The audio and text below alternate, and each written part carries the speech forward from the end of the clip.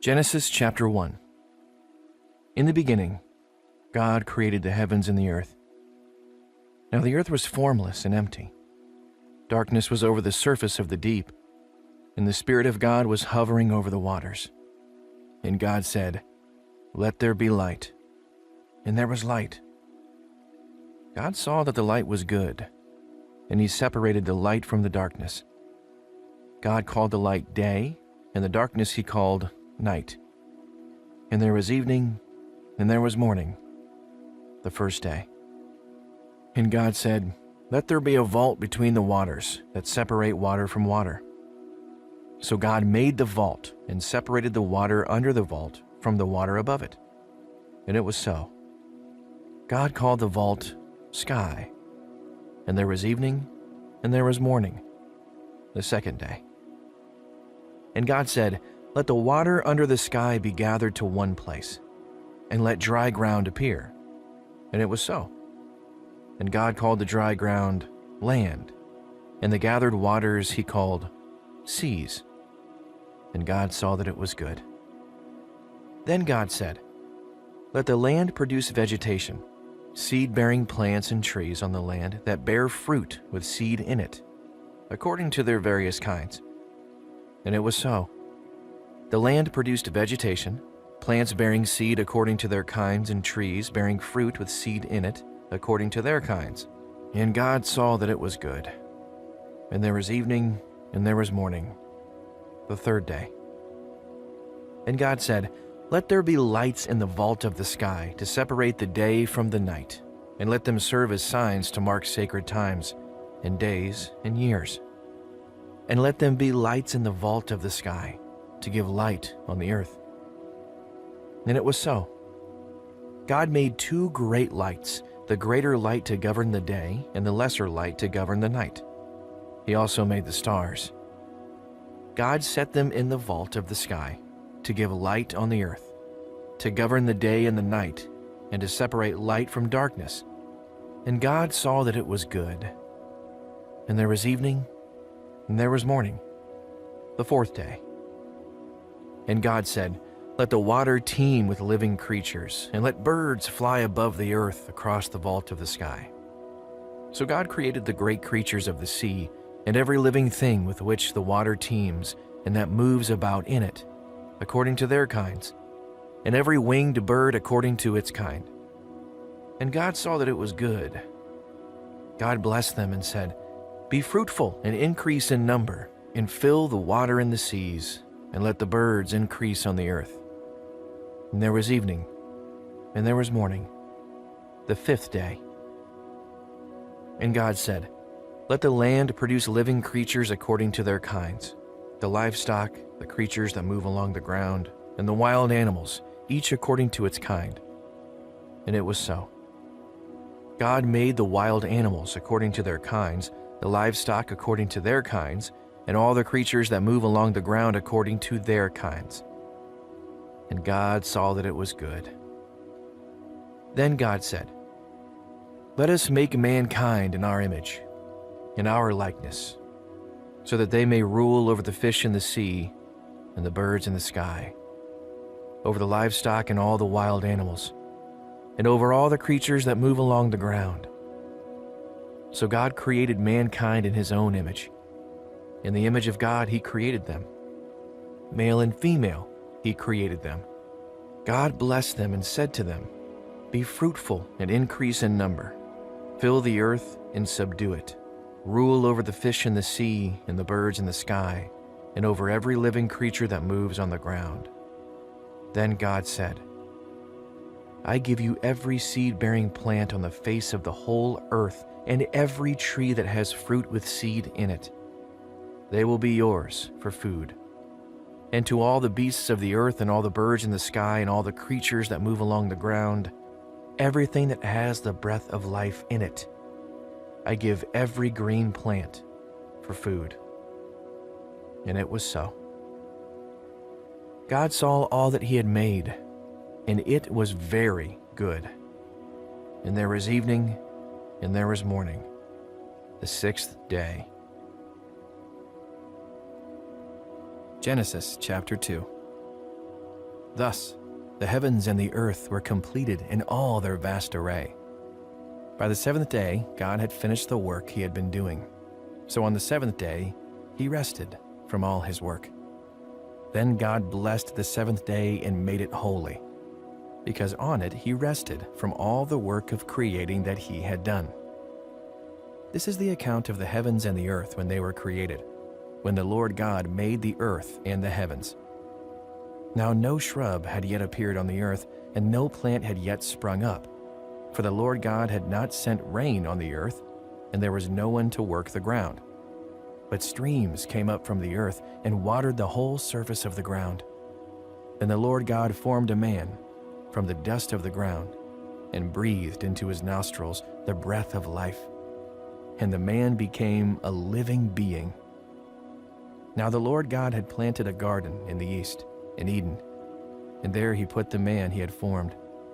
The Lord God made all kinds of trees grow out of the ground, trees that were pleasing to the eye and good for food. In the middle of the garden were the tree of life and the tree of the knowledge of good and evil. A river watering the garden flowed from Eden. From there it was separated into 4 headwaters. The name of the first is the Pishon. It winds through the entire land of Havilah, where there is gold. The gold of that land is good. Aromatic resin and onyx are also there. The name of the second river is the Gihon. It winds through the entire land of Cush. The name of the third river is the Tigris. It runs along the east side of Asher. And the fourth river is the Euphrates. The Lord God took the man and put him in the Garden of Eden to work it and take care of it. And the Lord God commanded the man, "You are free to eat from any tree in the garden, but you must not eat from the tree of the knowledge of good and evil, for when you eat from it, you will certainly die." The Lord God said, "It is not good for the man to be alone. I will make a helper suitable for him." Now the Lord God had formed out of the ground all the wild animals and all the birds in the sky.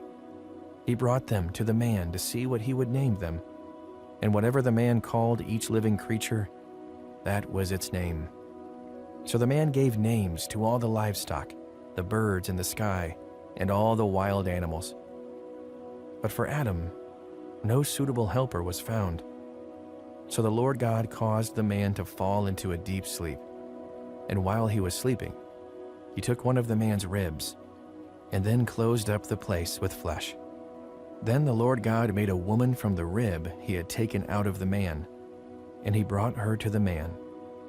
The man said, "This is now bone of my bones and flesh of my flesh.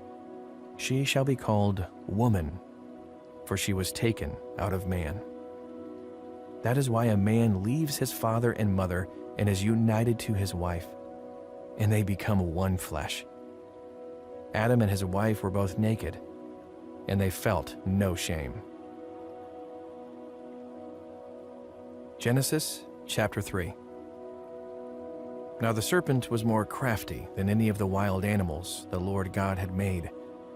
He said to the woman, "Did God really say, 'You must not eat from any tree in the garden'?"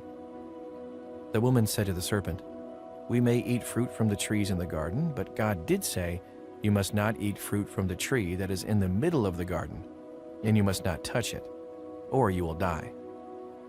"You will not certainly die," the serpent said to the woman, "for God knows that when you eat from it, your eyes will be opened, and you will be like God, knowing good and evil."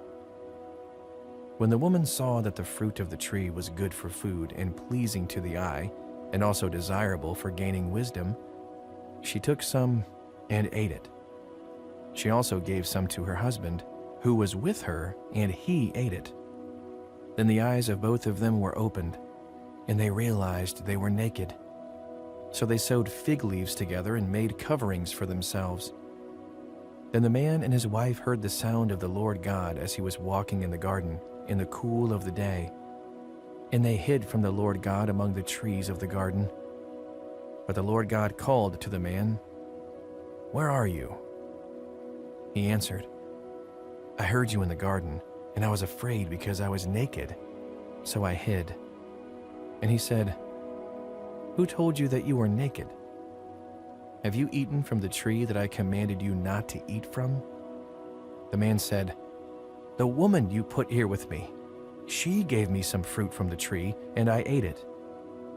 Then the Lord God said to the woman, "What is this you have done?" The woman said, "The serpent deceived me, and I ate."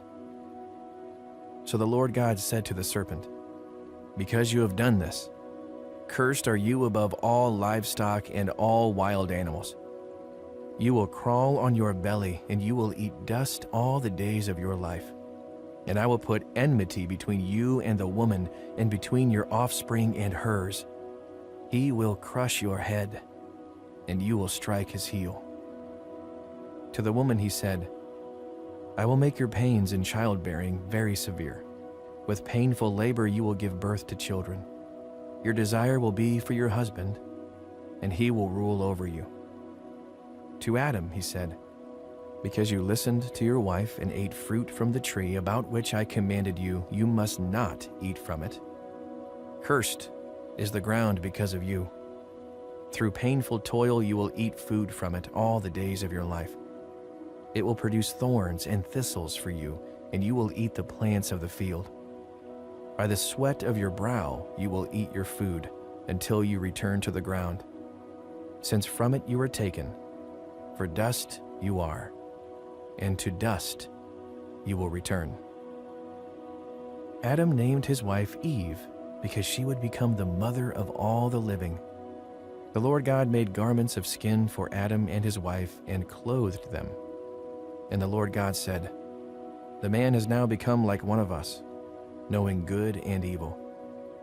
He must not be allowed to reach out his hand and take also from the tree of life and eat and live forever." So the Lord God banished him from the Garden of Eden to work the ground from which he had been taken. After he drove the man out, he placed on the east side of the Garden of Eden cherubim and a flaming sword flashing back and forth to guard the way to the tree of life. Genesis chapter 4. Adam made love to his wife Eve, and she became pregnant and gave birth to Cain. She said, "With the help of the Lord I have brought forth a man." Later she gave birth to his brother Abel. Now Abel kept flocks, and Cain worked the soil. In the course of time, Cain brought some of the fruits of the soil as an offering to the Lord. And Abel also brought an offering, fat portions from some of the firstborn of his flock. The Lord looked with favor on Abel and his offering, but on Cain and his offering he did not look with favor. So Cain was very angry, and his face was downcast. Then the Lord said to Cain, "Why are you angry? Why is your face downcast? If you do what is right, will you not be accepted? But if you do not do what is right, sin is crouching at your door. It desires to have you, but you must rule over it." Now Cain said to his brother Abel, "Let's go out to the field." While they were in the field, Cain attacked his brother Abel and killed him. Then the Lord said to Cain, "Where is your brother Abel?" "I don't know," he replied. "Am I my brother's keeper?" The Lord said, "What have you done? Listen, your brother's blood cries out to me from the ground. Now you are under a curse and driven from the ground, which opened its mouth to receive your brother's blood from your hand. When you work the ground, it will no longer yield its crops for you. You will be a restless wanderer on the earth." Cain said to the Lord, "My punishment is more than I can bear. Today you are driving me from the land, and I will be hidden from your presence. I will be a restless wanderer on the earth, and whoever finds me will kill me." But the Lord said to him, "Not so. Anyone who kills Cain will suffer vengeance 7 times over." Then the Lord put a mark on Cain, so that no one who found him would kill him. So Cain went out from the Lord's presence and lived in the land of Nod, east of Eden. Cain made love to his wife, and she became pregnant and gave birth to Enoch. Cain was then building a city, and he named it after his son Enoch. To Enoch was born Irad, and Irad was the father of Mehujael, and Mehujael was the father of Methushael, and Methushael was the father of Lamech. Lamech married 2 women, one named Ada and the other Zillah. Ada gave birth to Jabal. He was the father of those who live in tents and raise livestock. His brother's name was Jubal. He was the father of all who play stringed instruments and pipes. Zillah also had a son, Tubal-Cain, who forged all kinds of tools out of bronze and iron. Tubal-Cain's sister was Naamah. Lamech said to his wives, Ada and Zillah, listen to me. Wives of Lamech, hear my words. I have killed a man for wounding me, a young man for injuring me. If Cain is avenged 7 times, then Lamech 77 times. Adam made love to his wife again, and she gave birth to a son and named him Seth, saying, God has granted me another child in place of Abel, since Cain killed him. Seth also had a son, and he named him Enosh. At that time, people began to call on the name of the Lord. Genesis chapter 5. This is the written account of Adam's family line. When God created mankind, he made them in the likeness of God. He created them male and female and blessed them. And he named them mankind when they were created. When Adam had lived 130 years, he had a son in his own likeness, in his own image, and he named him Seth. After Seth was born, Adam lived 800 years and had other sons and daughters. Altogether, Adam lived a total of 930 years, and then he died. When Seth had lived 105 years, he became the father of Enosh. After he became the father of Enosh, Seth lived 807 years and had other sons and daughters. Altogether, Seth lived a total of 912 years, and then he died. When Enosh had lived 90 years, he became the father of Kenan. After he became the father of Kenan, Enosh lived 815 years and had other sons and daughters. Altogether, Enosh lived a total of 905 years, and then he died. When Kenan had lived 70 years, he became the father of Mahalalel. After he became the father of Mahalalel, Kenan lived 840 years and had other sons and daughters. Altogether, Kenan lived a total of 910 years, and then he died. When Mahalalel had lived 65 years, he became the father of Jared. After he became the father of Jared, Mahalalel lived 830 years and had other sons and daughters. Altogether, Mahalalel lived a total of 895 years, and then he died. When Jared had lived 162 years, he became the father of Enoch. After he became the father of Enoch, Jared lived 800 years and had other sons and daughters. Altogether, Jared lived a total of 962 years, and then he died. When Enoch had lived 65 years, he became the father of Methuselah. After he became the father of Methuselah, Enoch walked faithfully with God 300 years and had other sons and daughters. Altogether, Enoch lived a total of 365 years. Enoch walked faithfully with God. Then he was no more, because God took him away. When Methuselah had lived 187 years, he became the father of Lamech. After he became the father of Lamech, Methuselah lived 782 years and had other sons and daughters. Altogether, Methuselah lived a total of 969 years, and then he died. When Lamech had lived 182 years, he had a son. He named him Noah and said, He will comfort us in the labor and painful toil of our hands caused by the ground the Lord has cursed. After Noah was born, Lamech lived 595 years and had other sons and daughters. Altogether, Lamech lived a total of 777 years, and then he died. After Noah was 500 years old, he became the father of Shem, Ham, and Japheth. Genesis chapter 6. When human beings began to increase in number on the earth and daughters were born to them, the sons of God saw that the daughters of humans were beautiful, and they married any of them they chose. Then the Lord said, "My spirit will not contend with humans forever, for they are mortal. Their days will be 120 years." The Nephilim were on the earth in those days, and also afterward, when the sons of God went to the daughters of humans and had children by them. They were the heroes of old, men of renown. The Lord saw how great the wickedness of the human race had become on the earth, and that every inclination of the thoughts of the human heart was only evil all the time. The Lord regretted that he had made human beings on the earth, and his heart was deeply troubled. So the Lord said, "I will wipe from the face of the earth the human race I have created, and with them the animals, the birds, and the creatures that move along the ground. For I regret that I have made them." But Noah found favor in the eyes of the Lord. This is the account of Noah and his family. Noah was a righteous man, blameless among the people of his time, and he walked faithfully with God.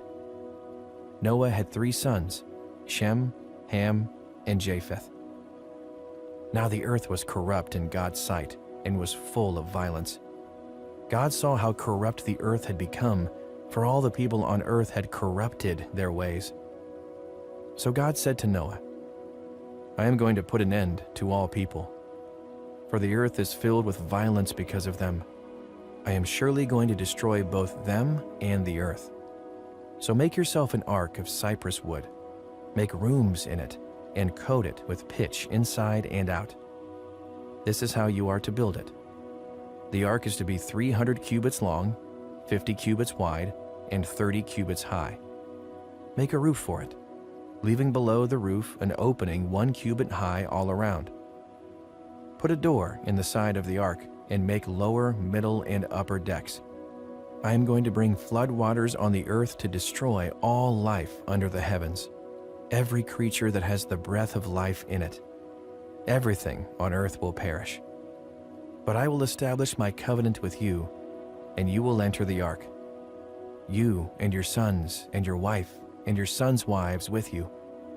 You are to bring into the ark 2 of all living creatures, male and female, to keep them alive with you. 2 of every kind of bird, of every kind of animal, and of every kind of creature that moves along the ground will come to you to be kept alive. You are to take every kind of food that is to be eaten and store it away as food for you and for them."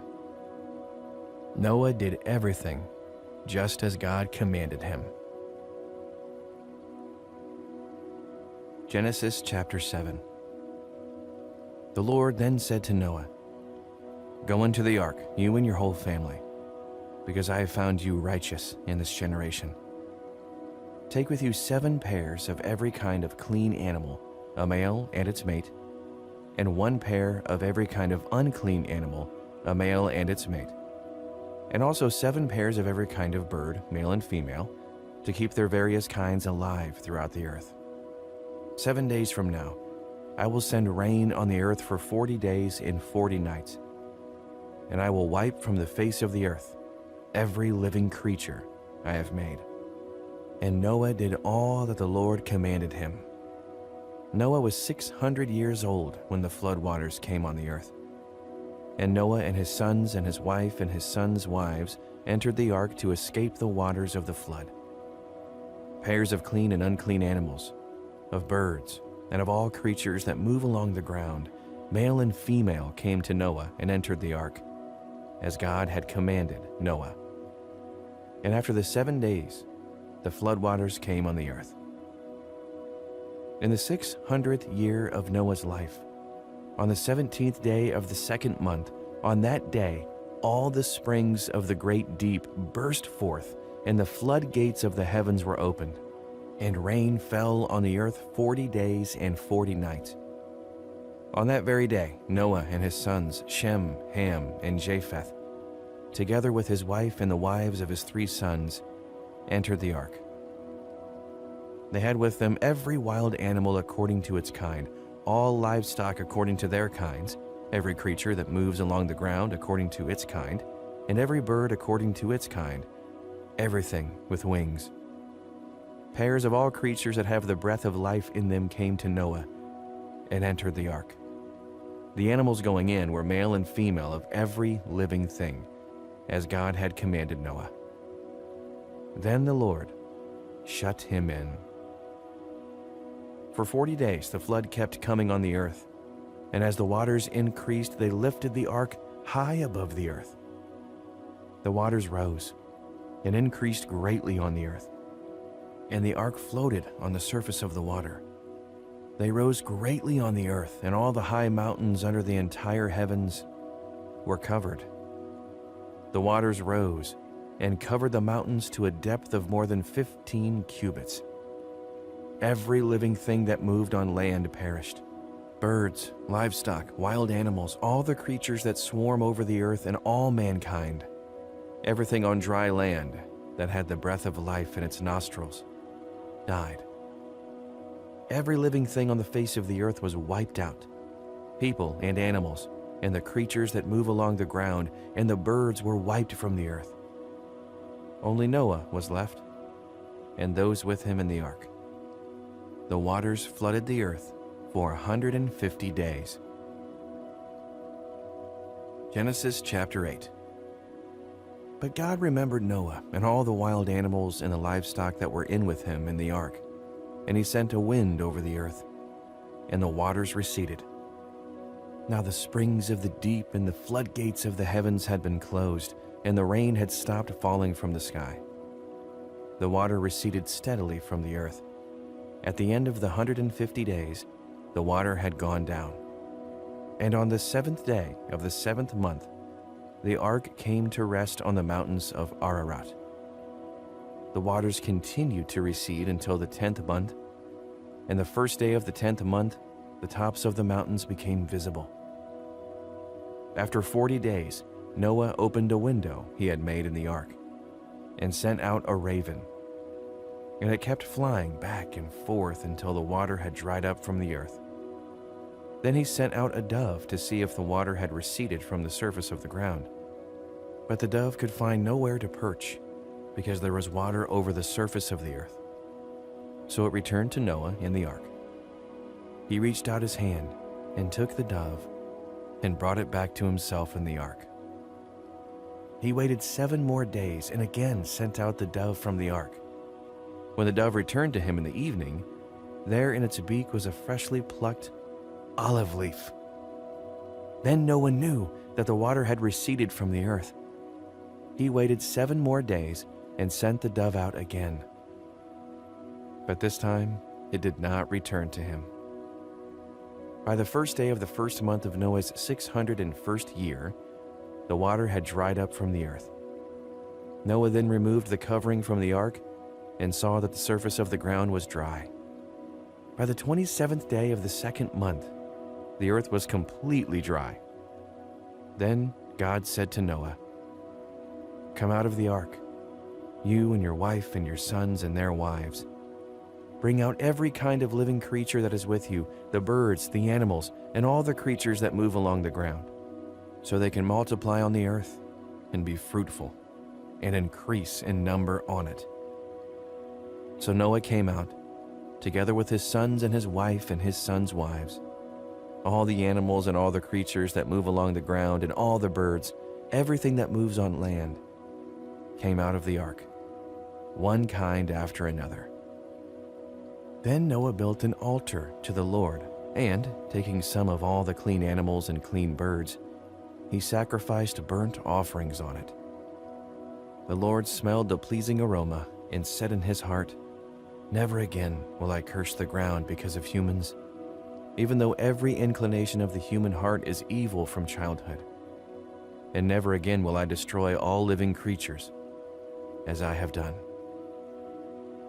As long as the earth endures, seed time and harvest, cold and heat, summer and winter, day and night will never cease." Genesis chapter 9. Then God blessed Noah and his sons, saying to them, "Be fruitful and increase in number and fill the earth. The fear and dread of you will fall on all the beasts of the earth, and on all the birds in the sky, on every creature that moves along the ground, and on all the fish in the sea. They are given into your hands. Everything that lives and moves about will be food for you, just as I gave you the green plants.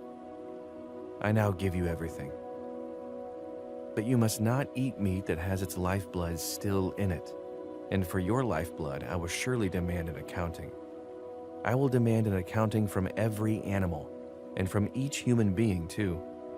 I will demand an accounting for the life of another human being. Whoever sheds human blood, by humans shall their blood be shed. For in the image of God has God made mankind. As for you, be fruitful and increase in number. Multiply on the earth and increase upon it." Then God said to Noah and to his sons with him, "I now establish my covenant with you and with your descendants after you, and with every living creature that was with you, the birds, the livestock, and all the wild animals, all those that came out of the ark with you, every living creature on earth. I will establish my covenant with you. Never again will all life be destroyed by the waters of a flood. Never again will there be a flood to destroy the earth." And God said, "This is the sign of the covenant I am making between me and you and every living creature with you, a covenant for all generations to come. I have set my rainbow in the clouds, and it will be the sign of the covenant between me and the earth. Whenever I bring clouds over the earth and the rainbow appears in the clouds, I will remember my covenant between me and you and all living creatures of every kind. Never again will the waters become a flood to destroy all earth. Whenever the rainbow appears in the clouds, I will see it and remember the everlasting covenant between God and all living creatures of every kind on the earth." So God said to Noah, "This is the sign of the covenant I have established between me and all life on the earth." The sons of Noah who came out of the ark were Shem, Ham, and Japheth. Ham was the father of Canaan. These were the three sons of Noah, and from them came the people who were scattered over the whole earth. Noah, a man of the soil, proceeded to plant a vineyard. When he drank some of its wine, he became drunk and lay uncovered inside his tent. Ham, the father of Canaan, saw his father naked and told his two brothers outside. But Shem and Japheth took a garment and laid it across their shoulders. Then they walked in backward and covered their father's naked body. Their faces were turned the other way so that they would not see their father naked. When Noah awoke from his wine and found out what his youngest sons had done to him, he said, "Cursed be Canaan, the lowest of slaves will he be to his brothers." He also said, "Praise be to the Lord, the God of Shem. May Canaan be the slave of Shem. May God extend Japheth's territory. May Japheth live in the tents of Shem, and may Canaan be the slave of Japheth." After the flood, Noah lived 350 years. Noah lived a total of 950 years, and then he died. Genesis chapter 10. This is the account of Shem, Ham, and Japheth, Noah's sons, who themselves had sons after the flood. The sons of Japheth: Gomer, Magog, Madai, Javan, Tubal, Meshech, and Tiras. The sons of Gomer: Ashkenaz, Riphath, and Togarmah. The sons of Javan: Elisha, Tarshish, the Kittites, and the Rodanites. From these the maritime peoples spread out into their territories by their clans within their nations, each with its own language. The sons of Ham: Cush, Egypt, Put, and Canaan. The sons of Cush: Seba, Havilah, Sabta, Ramah, and Sabteka. The sons of Ramah: Sheba and Dedan. Cush was the father of Nimrod, who became a mighty warrior on the earth. He was a mighty hunter before the Lord. That is why it is said, like Nimrod, a mighty hunter before the Lord. The first centers of his kingdom were Babylon, Uruk, Akkad, and Calneh in Shinar. From that land he went to Assyria, where he built Nineveh, Rehoboth-ir, Calah, and Resen, which is between Nineveh and Calah, which is the great city. Egypt was the father of the Ludites, Anamites, Lehabites, Naphtuhites, Pathrusites, Caslahites, from whom the Philistines came, and Caphtorites. Canaan was the father of Sidon, his firstborn, and of the Hittites, Jebusites, Amorites, Girgashites, Hivites, Archites, Sinites, Arvadites, Zemarites, and Hamathites. Later, the Canaanite clans scattered, and the borders of Canaan reached from Sidon toward Gerar as far as Gaza, and then toward Sodom, Gomorrah, Admah, and Seboim, as far as Lasha. These are the sons of Ham by their clans and languages, and their territories and nations. Sons were also born to Shem, whose older brother was Japheth. Shem was the ancestor of all the sons of Eber. The sons of Shem, Elam, Asher, Arphaxad, Lud, and Aram.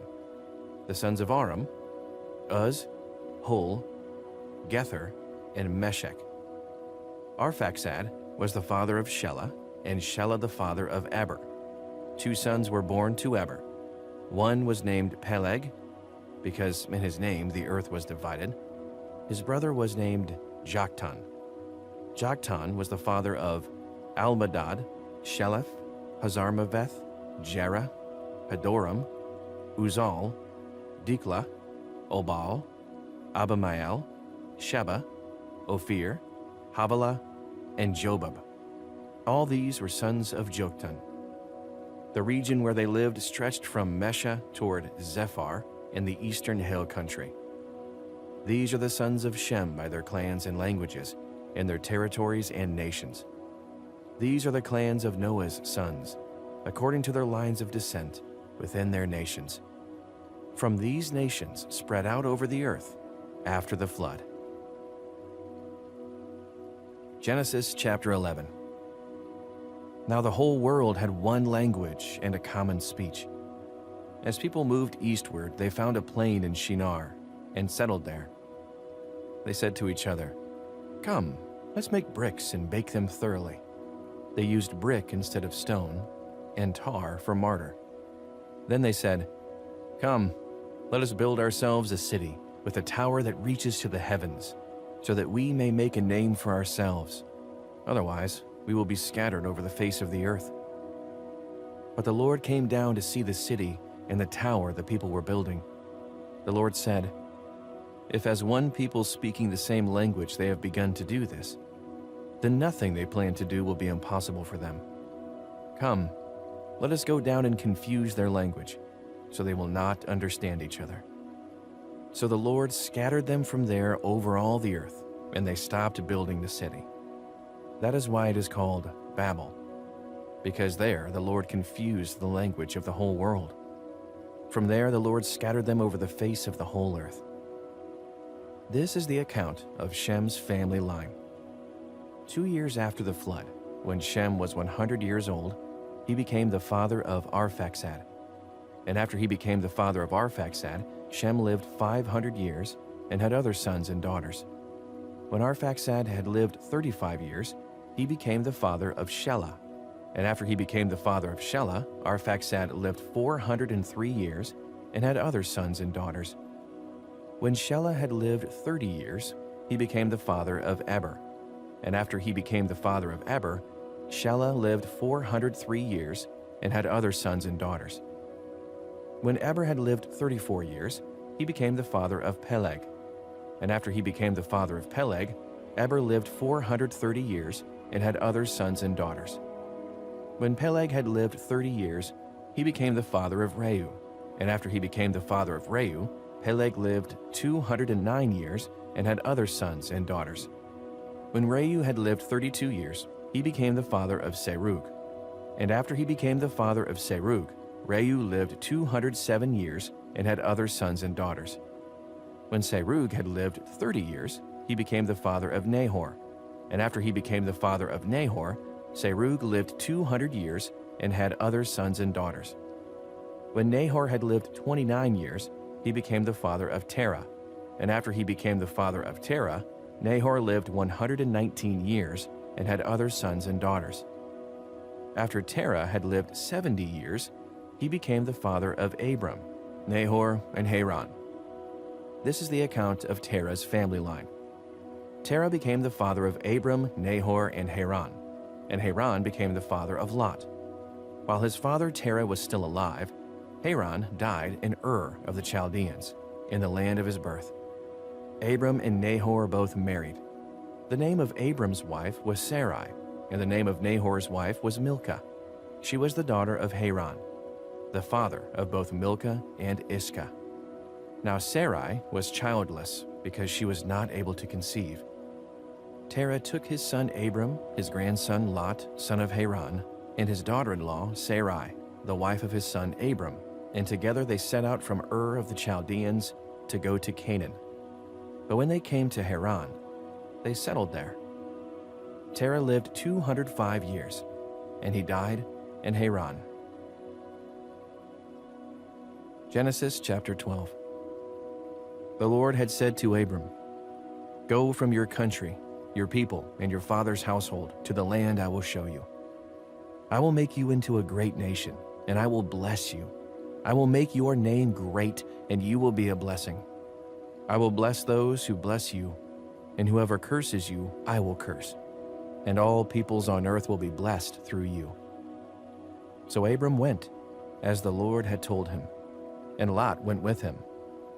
Abram was 75 years old when he set out for Haran.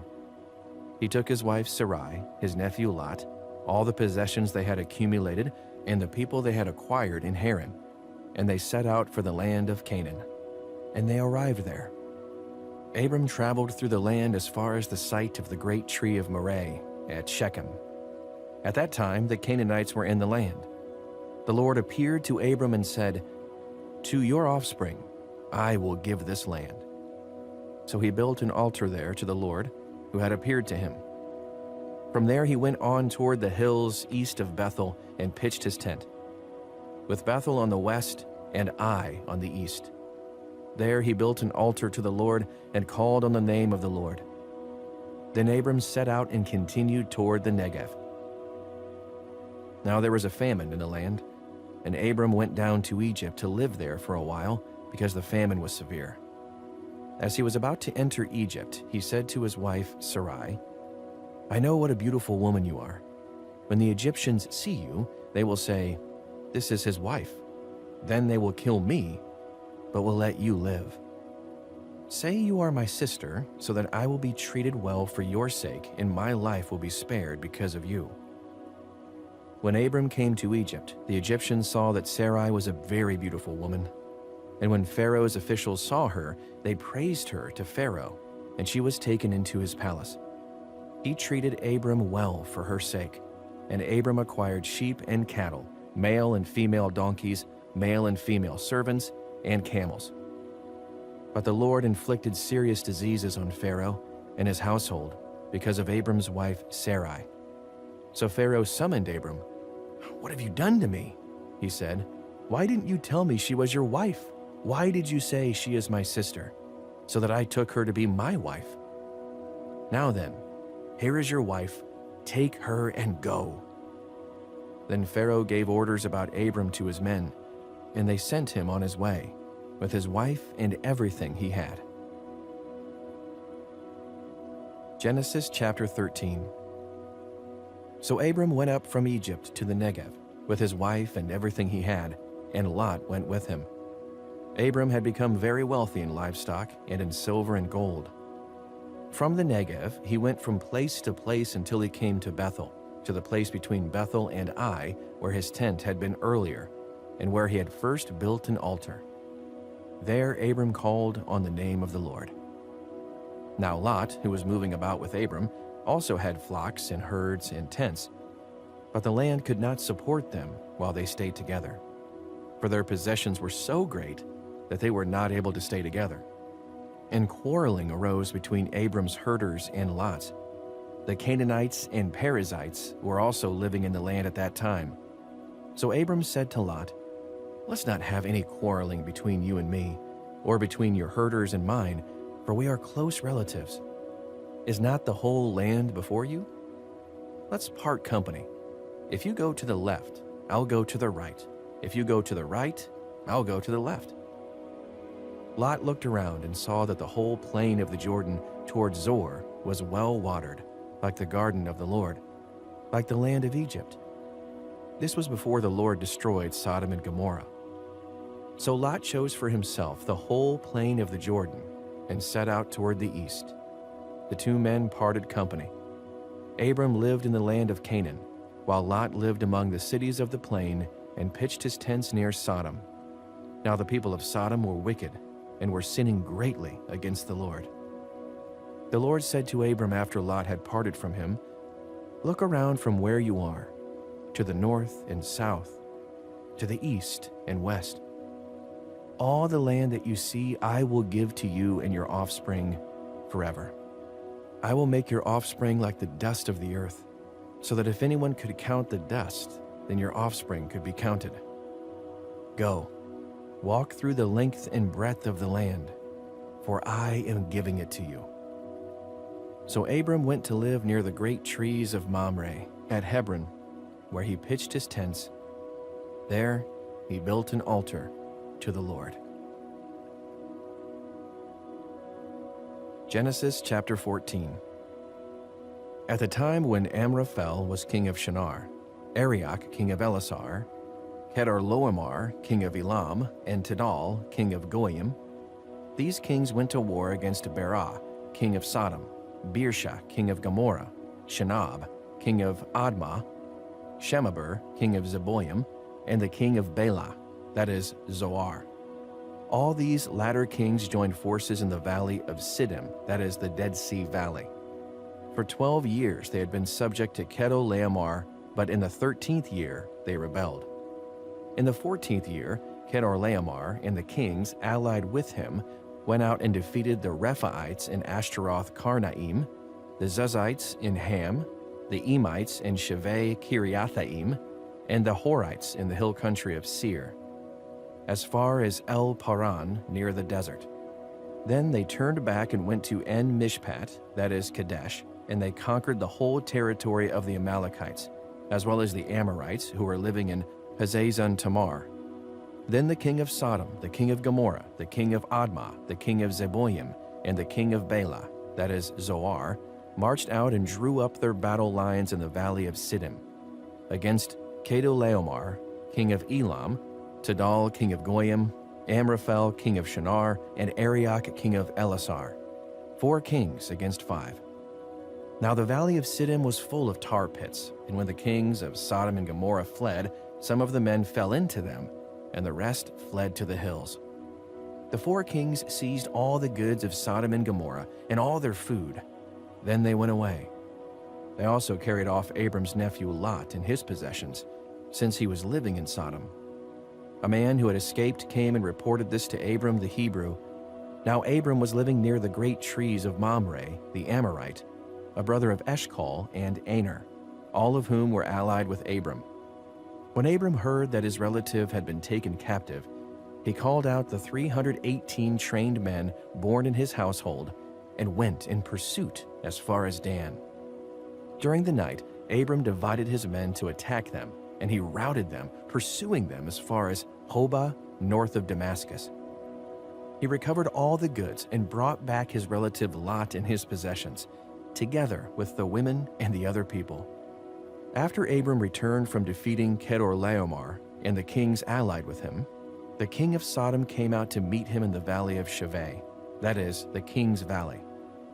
Then Melchizedek, king of Salem, brought out bread and wine. He was priest of God Most High, and he blessed Abram, saying, "Blessed be Abram by God Most High, creator of heaven and earth, and praise be to God Most High, who delivered your enemies into your hand." Then Abram gave him 1/10 of everything. The king of Sodom said to Abram, Give me the people and keep the goods for yourself."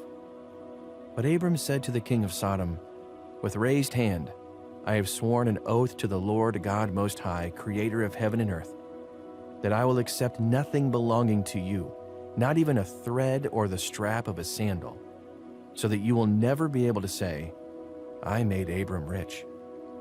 I will accept nothing but what my men have eaten, and let the share that belongs to the men who went with me, to Aner, Ishkol, and Mamre. Let them have their share." Genesis 15. After this, the word of the Lord came to Abram in a vision. "Do not be afraid, Abram. I am your shield, your very great reward."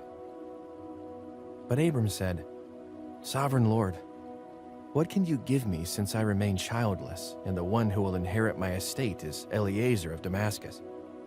And Abram said, "You have given me no children, so a servant in my household will be my heir." Then the word of the Lord came to him, "This man will not be your heir, but a son, who is your own flesh and blood, will be your heir." He took him outside and said, "Look up at the sky and count the stars, if indeed you can count them." Then he said to him, "So shall your offspring be." Abram believed the Lord, and he credited it to him as righteousness. He also said to him, "I am the Lord, who brought you out of Ur of the Chaldeans, to give you this land, to take possession of it." But Abram said, "Sovereign Lord, how can I know that I will gain possession of it?" So the Lord said to him, "Bring me a heifer, a goat, and a ram, each 3 years old, along with a dove and a young pigeon." Abram brought all these to him, cut them in two, and arranged the halves opposite each other. The birds, however, he did not cut in half. Then birds of prey came down on the carcasses, but Abram drove them away. As the sun was setting, Abram fell into a deep sleep, and a thick and dreadful darkness came over him. Then the Lord said to him, "Know for certain that for 400 years your descendants will be strangers in a country not their own, and that they will be enslaved and mistreated there. But I will punish the nation they serve as slaves, and afterward they will come out with great possessions. You, however, will go to your ancestors in peace and be buried at a good old age.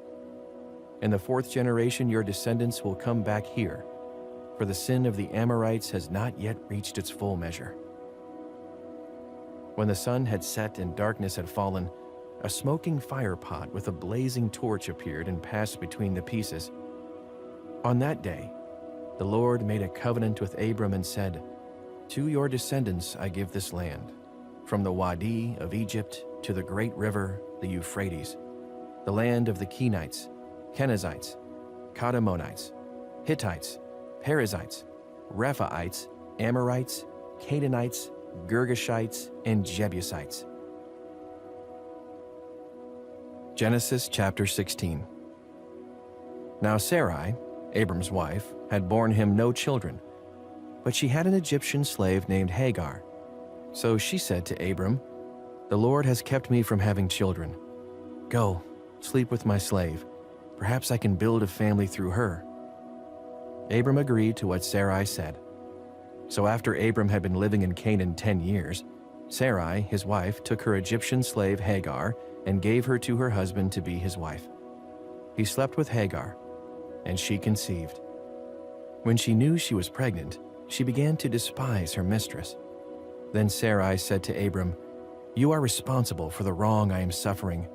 I put my slave in your arms, and now that she knows she is pregnant, she despises me. May the Lord judge between you and me." "Your slave is in your hands," Abram said. "Do with her whatever you think is best." Then Sarai mistreated Hagar, so she fled from her. The angel of the Lord found Hagar near a spring in the desert. It was the spring that is beside the road of Shur. And he said, "Hagar, slave of Sarai, where have you come from, and where are you going?" "I'm running away from my mistress Sarai," she answered. Then the angel of the Lord told her, "Go back to your mistress and submit to her." The angel added, "I will increase your descendants so much that they will be too numerous to count." The angel of the Lord also said to her, "You are now pregnant, and you will give birth to a son. You shall name him Ishmael, for the Lord has heard your misery. He will be a wild donkey of a man. His hand will be against everyone, and everyone's hand against him, and he will live in hostility toward all his brothers." She gave this name to the Lord who spoke to her, "You are the God who sees me." For she said, "I have now seen the one who sees me." That is why the well was called Bir Lahai Roi. It is still there, between Kadesh and Bered. So Hagar bore Abram a son, and Abram gave the name Ishmael to the son she had born. Abram was 86 years old when Hagar bore him Ishmael. Genesis chapter 17. When Abram was 99 years old, the Lord appeared to him and said, "I am God Almighty. Walk before me faithfully and be blameless. Then I will make my covenant between me and you and will greatly increase your numbers." Abram fell face down, and God said to him, "As for me, this is my covenant with you. You will be the father of many nations. No longer will you be called Abram. Your name will be Abraham. For I have made you a father of many nations. I will make you very fruitful. I will make nations of you, and kings will come from you. I will establish my covenant as an everlasting covenant between me and you and your descendants after you, for the generations to come, to be your God and the God of your descendants after you. The whole land of Canaan, where you now reside as a foreigner, I will give as an everlasting possession to you and your descendants after you, and I will be their God." Then God said to Abraham, "As for you, you must keep my covenant, you and your descendants after you for the generations to come. This is my covenant with you and your descendants after you, the covenant you are to keep. Every male among you shall be circumcised.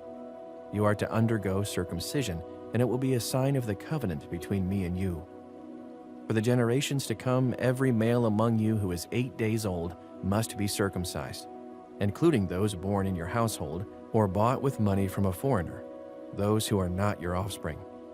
Whether born in your household or bought with your money, they must be circumcised. My covenant in your flesh is to be an everlasting covenant. Any uncircumcised male who has not been circumcised in the flesh will be cut off from his people. He has broken my covenant."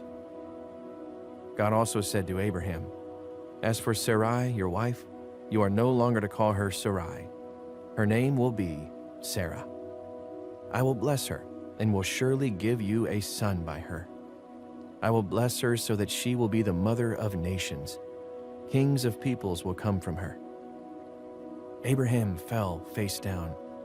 He laughed and said to himself, "Will a son be born to a man 100 years old? Will Sarah bear a child at the age of 90? And Abraham said to God, "If only Ishmael might live under your blessing." Then God said, "Yes, but your wife Sarah will bear you a son, and you will call him Isaac. I will establish my covenant with him as an everlasting covenant for his descendants after him. And as for Ishmael, I have heard you. I will surely bless him. I will make him fruitful and will greatly increase his numbers. He will be the father of 12 rulers, and I will make him into a great nation. But my covenant I will establish with Isaac, whom Sarah will bear to you by this time next year." When he had finished speaking with Abraham, God went up from him. On that very day, Abraham took his son Ishmael and all those born in his household or bought with his money, every male in his household, and circumcised them, as God told him. Abraham was 99 years old when he was circumcised, and his son Ishmael was 13. Abraham and his son Ishmael were both circumcised on that very day. and every male in Abraham's household, including those born in his household or bought from a foreigner, was circumcised with him. Genesis chapter 18. The Lord appeared to Abraham near the great trees of Mamre while he was sitting at the entrance to his tent in the heat of the day. Abraham looked up and saw 3 men standing nearby. When he saw them, he hurried from the entrance of his tent to meet them and bowed low to the ground. He said, "I have found favor in your eyes, my Lord. Do not pass your servant by. Let a little water be brought, and then you may all wash your feet and rest under this tree. Let me give you something to eat, so you can be refreshed and then go on your way, now that you have come to your servant." "Very well," they answered. "Do as you say." So Abraham hurried into the tent to Sarah. "Quick," he said, "get 3 seahs of the finest flour and knead it and bake some bread." Then he ran to the herd and selected a choice, tender calf and gave it to a servant, who hurried to prepare it. He then brought some curds and milk and the calf that had been prepared and set these before them. While they ate, he stood near them under a tree. "Where is your wife Sarah?" they asked him. "There, in the tent," he said. Then one of them said, "I will surely return to you about this time next year, and Sarah your wife will have a son." Now Sarah was listening at the entrance to the tent, which was behind him. Abraham and Sarah were already very old, and Sarah was past the age of childbearing. So Sarah laughed to herself as she thought, "After I am worn out and my Lord is old, will I now have this pleasure?" Then the Lord said to Abraham, "Why did Sarah laugh and say, 'Will I really have a child now that I am old?' Is anything too hard for the Lord? I will return to you at the appointed time next year, and Sarah will have a son." Sarah was afraid, so she lied and said, "I did not laugh." But he said, "Yes, you did laugh." When the men got up to leave, they looked down towards Sodom, and Abraham walked along with them to see them on their way. Then the Lord said, "Shall I hide from Abraham what I am about to do? Abraham will surely become a great and powerful nation, and all nations on earth will be blessed through him. For I have chosen him, so that he will direct his children and his household after him to keep the way of the Lord by doing what is right and just, so that the Lord will bring about for Abraham what he has promised him." Then the Lord said, "The outcry against Sodom and Gomorrah is so great and their sin so grievous that I will go down and see if what they have done is as bad as the outcry that has reached me. If not, I will know." The men turned away and went towards Sodom, but Abraham remained standing before the Lord. Then Abraham approached him and said, "Will you sweep away the righteous with the wicked?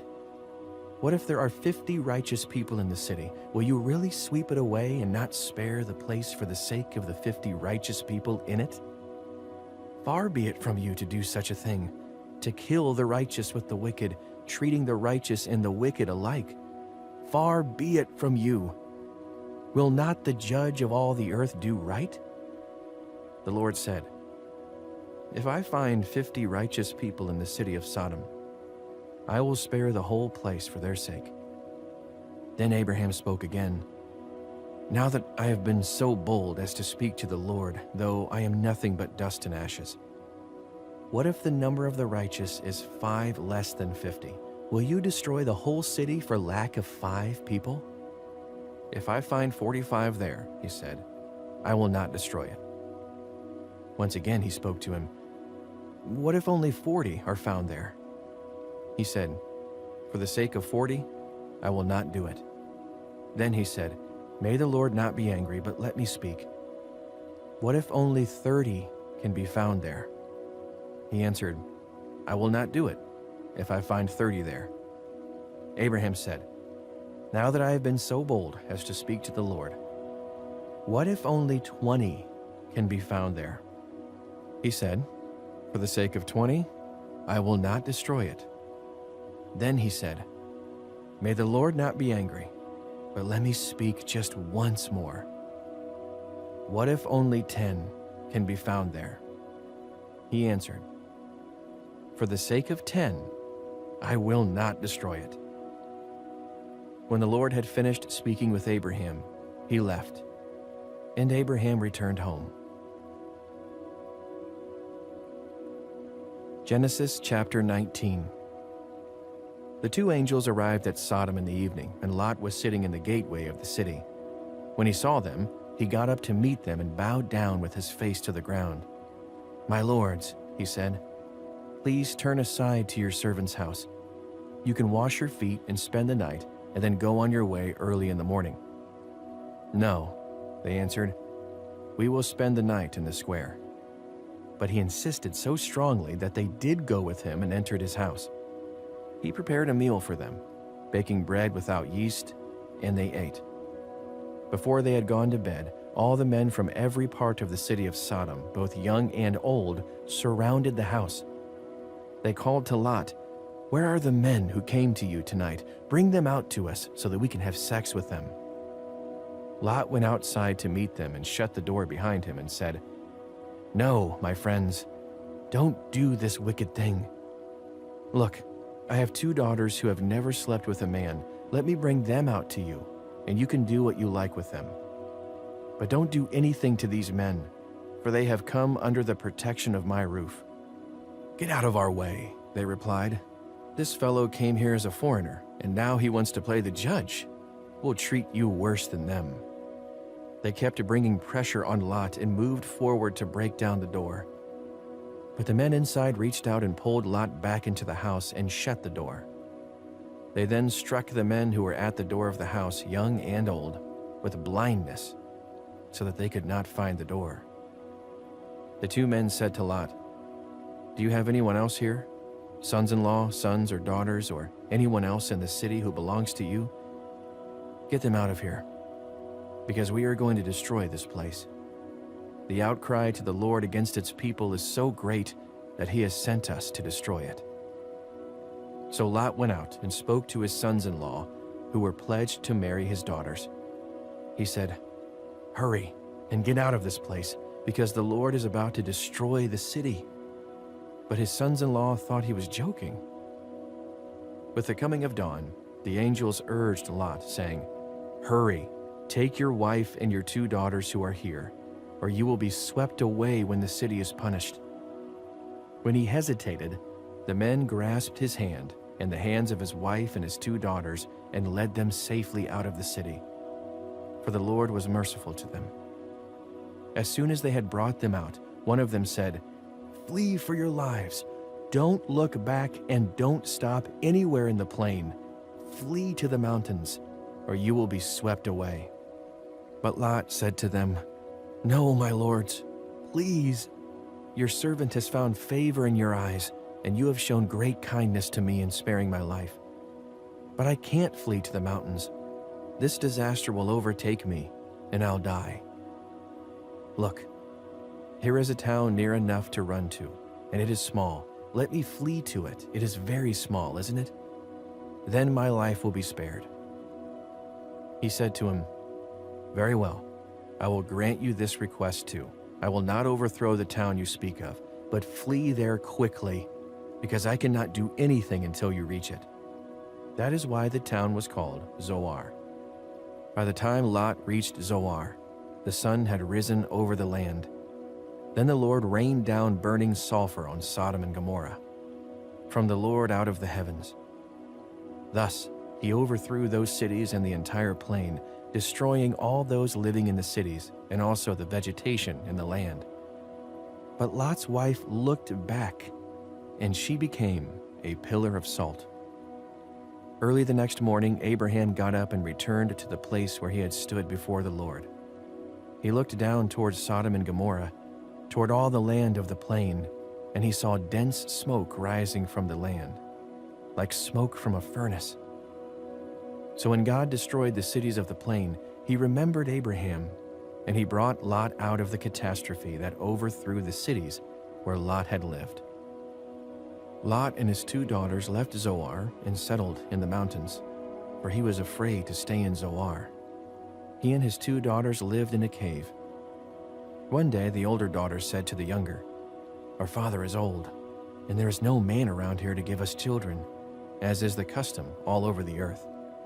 Let's get our father to drink wine and then sleep with him and preserve our family line through our father." That night they got their father to drink wine, and the older daughter went in and slept with him. He was not aware of it when she lay down or when she got up.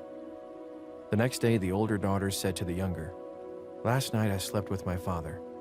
Let's get him to drink wine again tonight, and you go in and sleep with him so we can preserve our family line through our father." So they got their father to drink wine that night also, and the younger daughter went in and slept with him. Again, he was not aware of it when she lay down or when she got up. So both of Lot's daughters became pregnant by their father. The older daughter had a son, and she named him Moab. He is the father of the Moabites of today. The younger daughter also had a son, and she named him Ben-ammi. He is the father of the Ammonites of today. Genesis chapter 20. Now Abraham moved on from there into the region of the Negev and lived between Kadesh and Shur. For a while he stayed in Gerar, and there Abraham said of his wife Sarah, "She is my sister."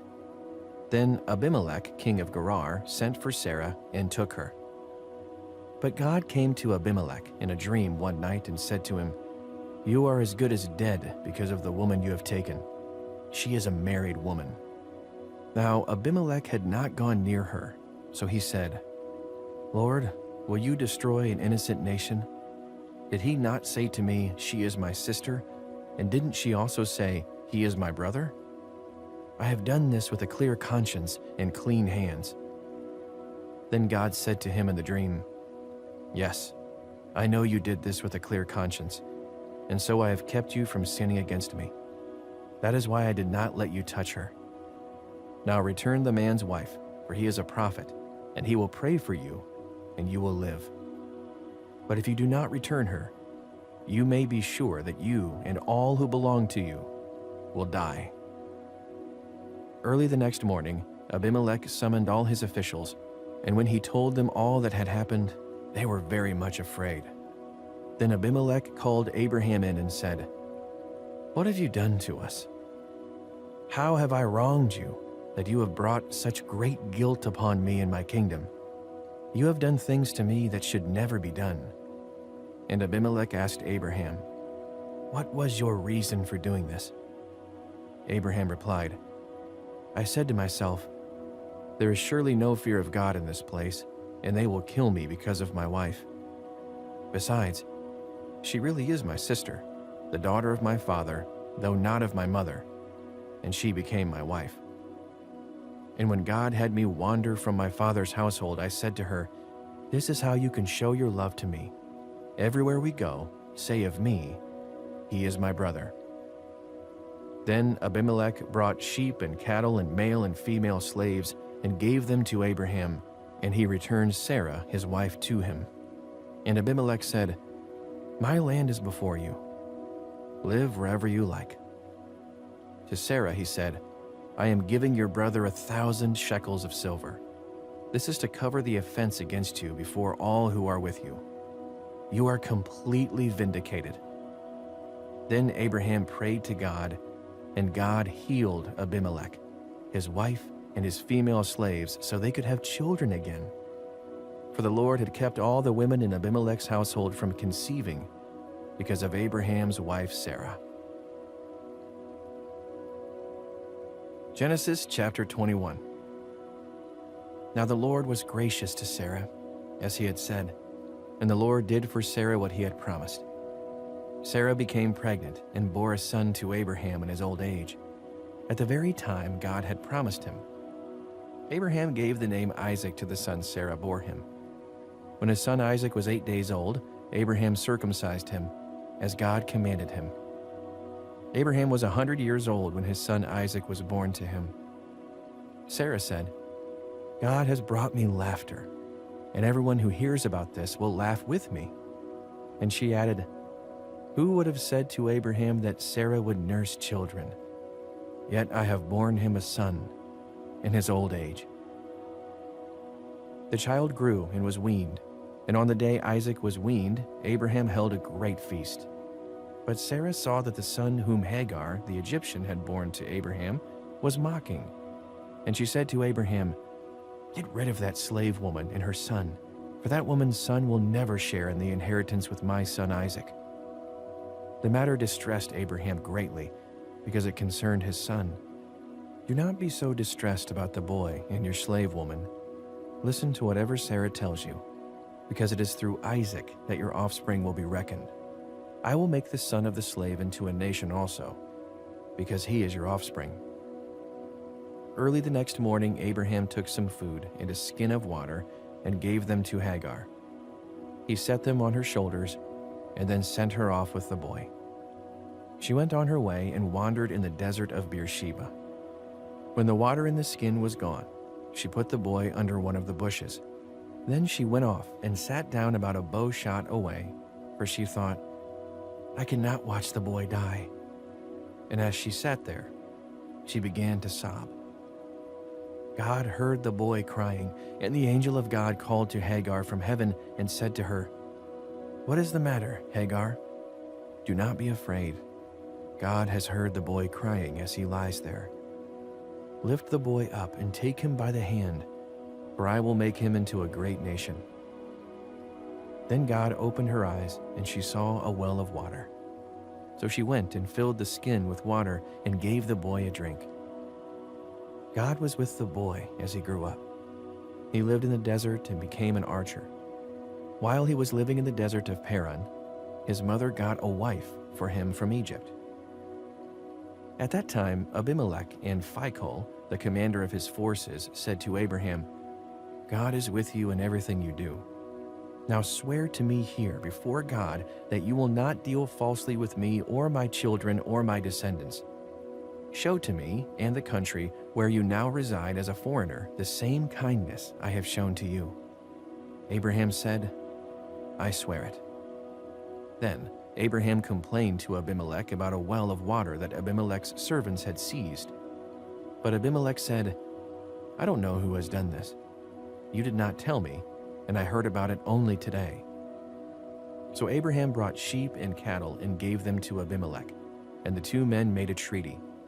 Abraham set apart 7 ewe lambs from the flock, and Abimelech asked Abraham, "What is the meaning of these 7 ewe lambs you have set apart by themselves?" He replied, "Accept these 7 lambs from my hand as a witness that I dug this well." So that place was called Beersheba, because the two men swore an oath there. After the treaty had been made at Beersheba, Abimelech and Phicol, the commander of his forces, returned to the land of the Philistines. Abraham planted a tamarisk tree in Beersheba, and there he called on the name of the Lord, the eternal God. And Abraham stayed in the land of the Philistines for a long time. Genesis chapter 22. Sometime later, God tested Abraham. He said to him, "Abraham." "Here I am," he replied. Then God said, "Take your son, your only son, whom you love, Isaac, and go to the region of Moriah. Sacrifice him there as a burnt offering on a mountain I will show you." Early the next morning, Abraham got up and loaded his donkey. He took with him 2 of his servants and his son Isaac. When he had cut enough wood for the burnt offering, he set out for the place God had told him about.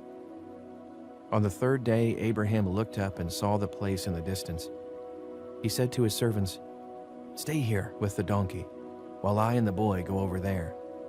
We will worship, and then we will come back to you." Abraham took the wood for the burnt offering and placed it on his son Isaac, and he himself carried the fire and the knife. As the 2 of them went on together, Isaac spoke up and said to his father Abraham, "Father?" "Yes, my son," Abraham replied. "The fire and wood are here," Isaac said, "but where is the lamb for the burnt offering?" Abraham answered, "God himself will provide the lamb for the burnt offering, my son." When they reached the place God had told him about, Abraham built an altar there and arranged the wood on it. He bound his son Isaac and laid him on the altar, on top of the wood. Then he reached out his hand and took the knife to slay his son. But the angel of the Lord called out to him from heaven, "Abraham, Abraham." "Here I am," he replied. "Do not lay a hand on the boy," he said. "Do not do anything to him. Now I know that you fear God, because you have not withheld from me your son, your only son." Abraham looked up, and there in a thicket he saw a ram, caught by its horns. He went over and took the ram and sacrificed it as a burnt offering instead of his son. So Abraham called that place "The Lord will provide." And to this day it is said, "On the mountain of the Lord it will be provided." The angel of the Lord called to Abraham from heaven a second time and said, "I swear by myself, declares the Lord, that because you have done this and have not withheld your son, your only son, I will surely bless you and make your descendants as numerous as the stars in the sky and as the sand on the seashore. Your descendants will take possession of the cities of their enemies, and through your offspring, all nations on earth will be blessed, because you have obeyed me." Then Abraham returned to his servants, and they set off together for Beersheba, and Abraham stayed in Beersheba. Some time later, Abraham was told, "Milcah is also a mother. She has borne sons to your brother Nahor: Uz, the firstborn, Buz, his brother, Kemuel, the father of Aram, Kesed, Hasso, Pildash, Jidlaph, and Bethuel. Bethuel became the father of Rebekah. Milcah bore these 8 sons to Abraham's brother Nahor. His concubine, whose name was Reumah, also had sons: Teba, Gaham, Tahash, and Maacah. Genesis chapter 23. Sarah lived to be 127 years old. She died at Kiriath Arba, that is, Hebron, in the land of Canaan.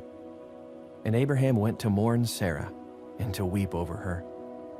Then Abraham rose from beside his dead wife and spoke to the Hittites. He said, "I am a foreigner and stranger among you. Sell me some property for a burial site here, so I can bury my dead." The Hittites replied to Abraham, "Sir, listen to us. You are a mighty prince among us. Bury your dead in the choicest of our tombs.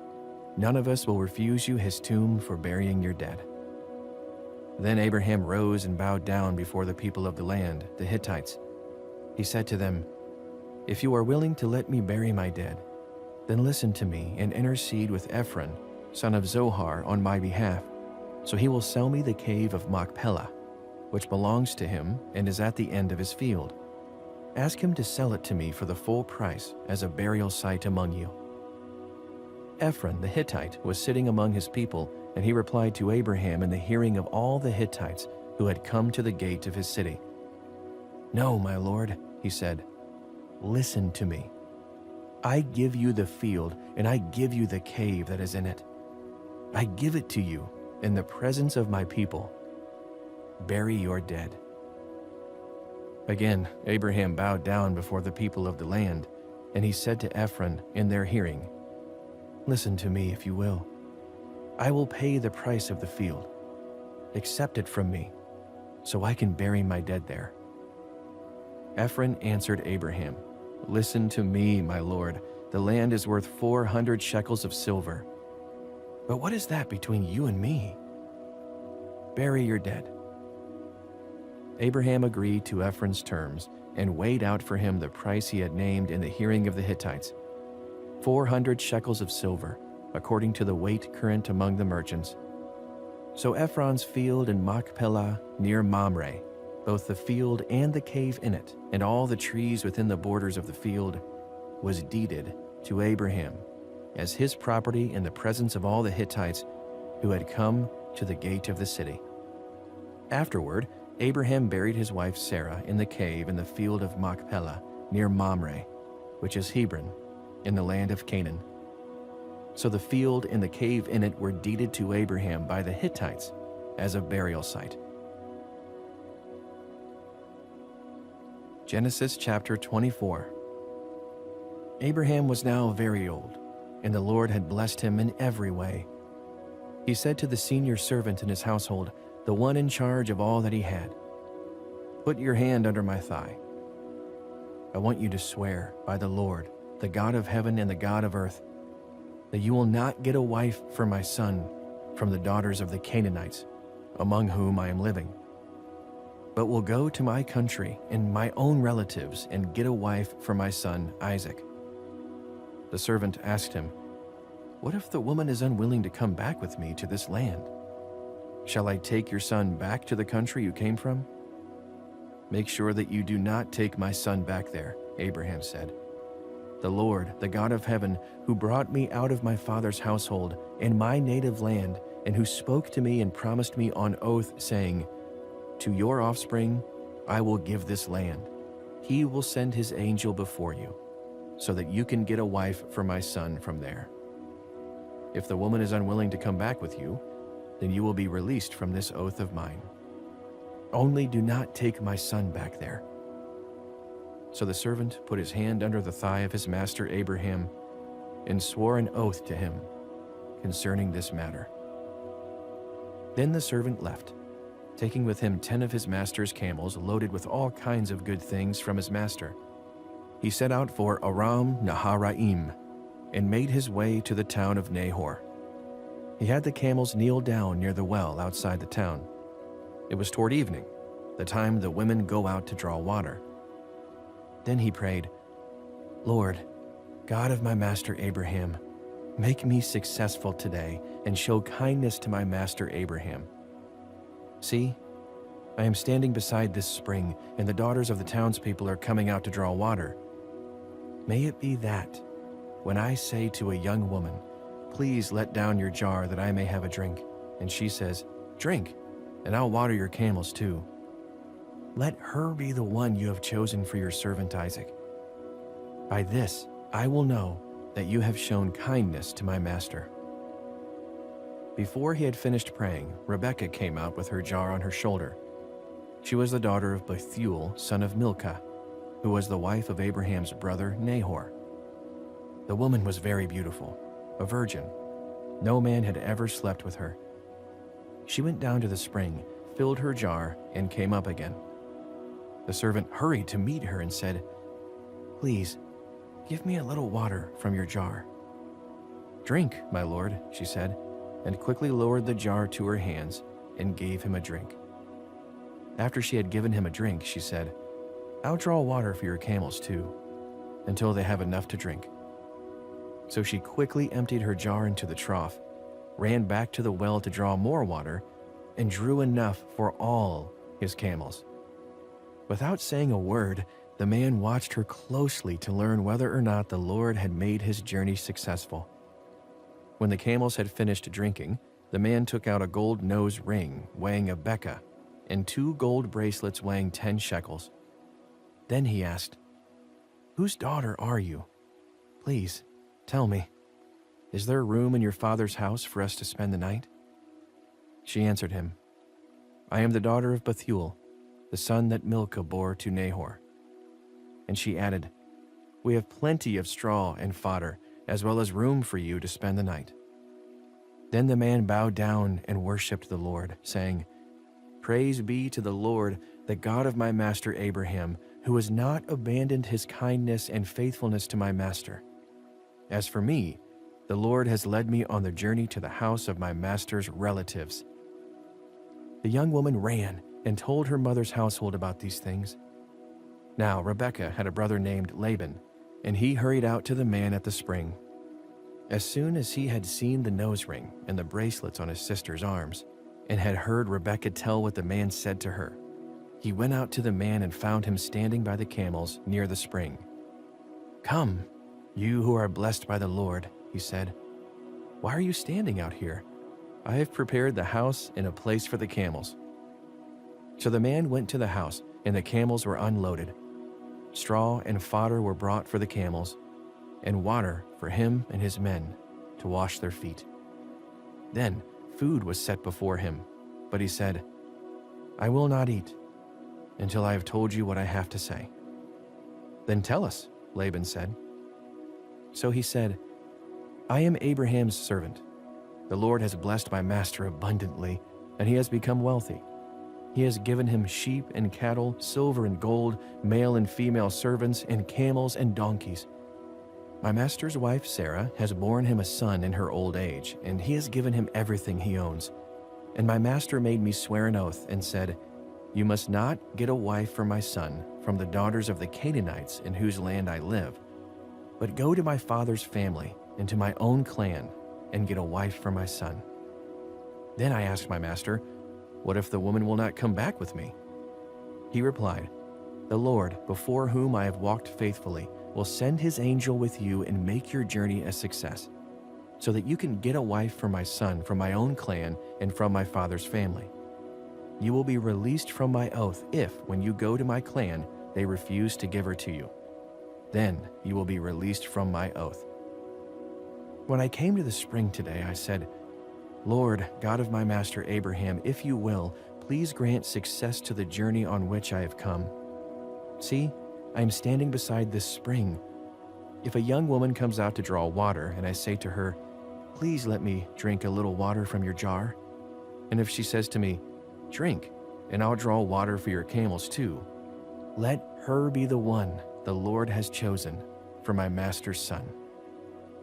Before I finished praying in my heart, Rebekah came out with her jar on her shoulder. She went down to the spring and drew water, and I said to her, "Please give me a drink." She quickly lowered her jar from her shoulder and said, "Drink, and I'll water your camels too." So I drank, and she watered the camels also. I asked her, "Whose daughter are you?" She said, "The daughter of Bethuel, son of Nahor, whom Milcah bore to him." Then I put the ring in her nose and the bracelets on her arms, and I bowed down and worshipped the Lord. I praised the Lord, the God of my master Abraham, who had led me on the right road to get the granddaughter of my master's brother for his son. Now, if you will show kindness and faithfulness to my master, tell me, and if not, tell me, so I may know which way to turn." Laban and Bethuel answered, "This is from the Lord. We can say nothing to you one way or the other. Here is Rebekah. Take her and go, and let her become the wife of your master's son, as the Lord has directed." When Abraham's servant heard what they said, he bowed down to the ground before the Lord. Then the servant brought out gold and silver jewelry and articles of clothing and gave them to Rebekah. He also gave costly gifts to her brother and to her mother. Then he and the men who were with him ate and drank and spent the night there. When they got up the next morning, he said, "Send me on my way to my master." But her brother and her mother replied, "Let the young woman remain with us 10 days or so, then you may go." But he said to them, "Do not detain me. Now that the Lord has granted success to my journey, send me on my way, so I may go to my master." Then they said, "Let's call the young woman and ask her about it." So they called Rebekah and asked her, "Will you go with this man?" "I will go," she said. So they sent their sister Rebekah on her way, along with her nurse and Abraham's servant and his men. And they blessed Rebekah and said to her, "Our sister, may you increase to thousands upon thousands. May your offspring possess the cities of their enemies." Then Rebekah and her attendants got ready and mounted the camels and went back with the man. So the servant took Rebekah and left. Now Isaac had come from Beer Lahai Roi, for he was living in the Negev. He went out to the field one evening to meditate, and as he looked up, he saw camels approaching. Rebekah also looked up and saw Isaac. She got down from her camel and asked the servant, "Who is that man in the field coming to meet us?" "He is my master," the servant answered. So she took her veil and covered herself. Then the servant told Isaac all he had done. Isaac brought her into the tent of his mother Sarah. and he married Rebekah. So she became his wife, and he loved her. And Isaac was comforted after his mother's death. Genesis chapter 25. Abraham had taken another wife, whose name was Keturah. She bore him Zimran, Jokshan, Medan, Midian, Ishbak, and Shua. Jokshan was the father of Sheba and Dedan. The descendants of Dedan were the Asherites, the Letushites, and the Leumites. The sons of Midian were Ephah, Epher, Hanok, Abida, and Eldah. All these were descendants of Keturah. Abraham left everything he owned to Isaac. But while he was still living, he gave gifts to the sons of his concubines and sent them away from his son Isaac to the land of the east. Abraham lived 175 years. Then Abraham breathed his last and died at a good old age, an old man and full of years. And he was gathered to his people. His sons Isaac and Ishmael buried him in the cave of Machpelah near Mamre, in the field of Ephron, son of Nahor the Hittite, the field Abraham had bought from the Hittites. There, Abraham was buried with his wife Sarah. After Abraham's death, God blessed his son Isaac, who then lived near Beer Lahai Roi. This is the account of the family line of Abraham's son Ishmael, whom Sarah's slave, Hagar the Egyptian, bore to Abraham. These are the names of the sons of Ishmael, listed in the order of their birth. Nebaioth, the firstborn of Ishmael, Kedar, Adbeel, Mibsam, Mishma, Duma, Massa, Hadad, Tema, Jetur, Naphish, and Kedemah. These were the sons of Ishmael, and these are the names of the 12 tribal rulers according to their settlements and camps. Ishmael lived 137 years. He breathed his last and died, and he was gathered to his people. His descendants settled in the area from the Havilah to Shur, near the eastern border of Egypt, as you go toward Ashur. And they lived in hostility toward all the tribes related to them. This is the account of the family line of Abraham's son, Isaac. Abraham became the father of Isaac, and Isaac was 40 years old when he married Rebekah, daughter of Bethuel, the Aramean, from Paddan Aram, and sister of Laban, the Aramean. Isaac prayed to the Lord on behalf of his wife, because she was childless. The Lord answered his prayer, and his wife Rebekah became pregnant. The babies jostled each other within her, and she said, "Why is this happening to me?" So she went to inquire of the Lord. The Lord said to her, "Two nations are in your womb, and two peoples from within you will be separated. One people will be stronger than the other, and the older will serve the younger." When the time came for her to give birth, there were twin boys in her womb. The first to come out was red, and his whole body was like a hairy garment. So they named him Esau. After this, his brother came out, with his hand grasping Esau's heel. So he was named Jacob.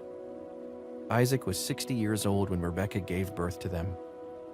The boys grew up, and Esau became a skillful hunter, a man of the open country, while Jacob was content to stay at home among the tents. Isaac, who had a taste for wild game, loved Esau, but Rebekah loved Jacob.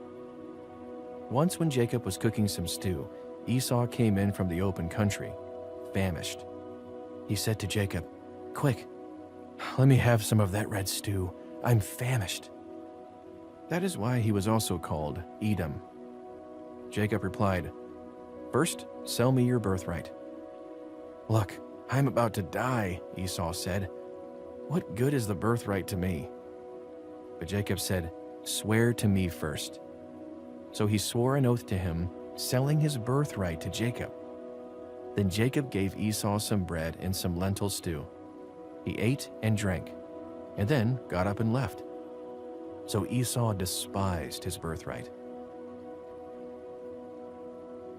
Genesis chapter 26. Now there was a famine in the land. besides the previous famine in Abraham's time, and Isaac went to Abimelech, king of the Philistines, in Gerar. The Lord appeared to Isaac and said, "Do not go down to Egypt. Live in the land where I tell you to live. Stay in this land for a while, and I will be with you and will bless you. For to you and your descendants I will give all these lands, and will confirm the oath I swore to your father Abraham. I will make your descendants as numerous as the stars in the sky, and will give them all these lands. And through your offspring, all nations on earth will be blessed. Because Abraham obeyed me and did everything I required of him, keeping my commands, my decrees, and my instructions." So Isaac stayed in Gerar. When the men of that place asked him about his wife, he said, "She is my sister," because he was afraid to say, "She is my wife." He thought, "The men of this place might kill me on account of Rebekah, because she is beautiful." When Isaac had been there a long time, Abimelech, king of the Philistines, looked down from a window and saw Isaac caressing his wife Rebekah. So Abimelech summoned Isaac and said, "She is really your wife. Why did you say she is my sister?" Isaac answered him, "Because I thought I might lose my life on account of her." Then Abimelech said, "What is this you have done to us? One of the men might well have slept with your wife, and you would have brought guilt upon us." So Abimelech gave orders to all the people, "Anyone who harms this man or his wife shall surely be put to death." Isaac planted crops in that land, and the same year reaped 100-fold, because the Lord blessed him. The man became rich, and his wealth continued to grow until he became very wealthy. He had so many flocks and herds and servants that the Philistines envied him. So all the wells that his father's servant had dug in the time of his father Abraham, the Philistines stopped up, filling them with earth. Then Abimelech said to Isaac, "Move away from us. You have become too powerful for us."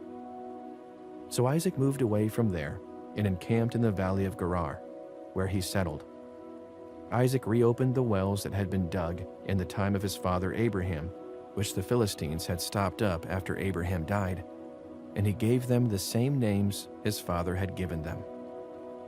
Isaac's servants dug in the valley and discovered a well of fresh water there.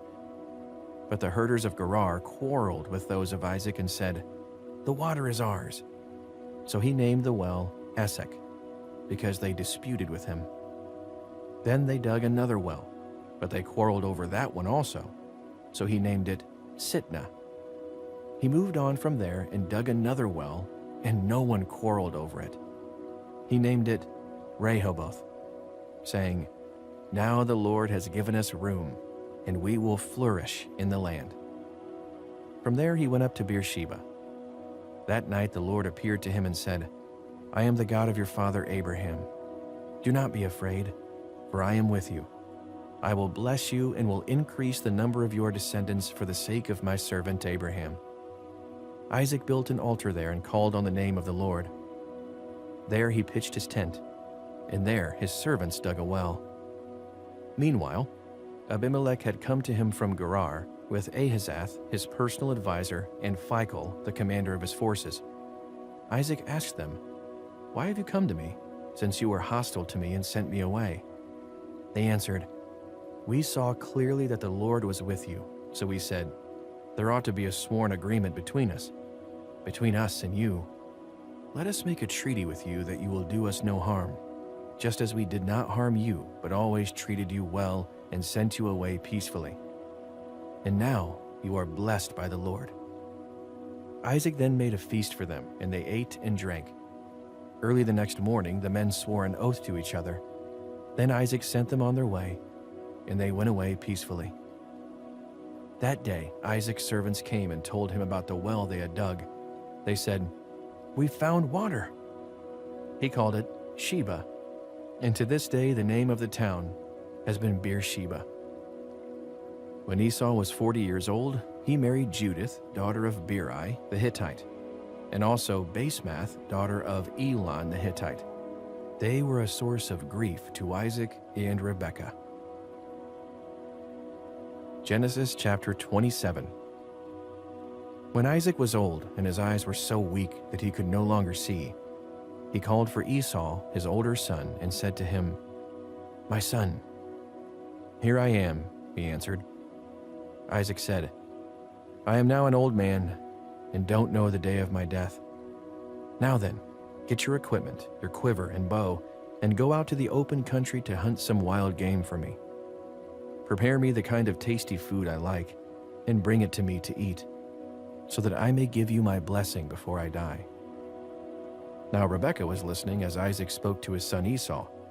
When Esau left for the open country to hunt game and bring it back, Rebekah said to her son Jacob, "Look, I overheard your father say to your brother Esau, 'Bring me some game and prepare me some tasty food to eat, so that I may give you my blessing in the presence of the Lord before I die. Now, my son, listen carefully and do what I tell you. Go out to the flock and bring me 2 choice young goats so I can prepare some tasty food for your father, just the way he likes it. Then take it to your father to eat, so that he may give you his blessing before he dies." Jacob said to Rebekah his mother, "But my brother Esau is a hairy man while I have smooth skin. What if my father touches me?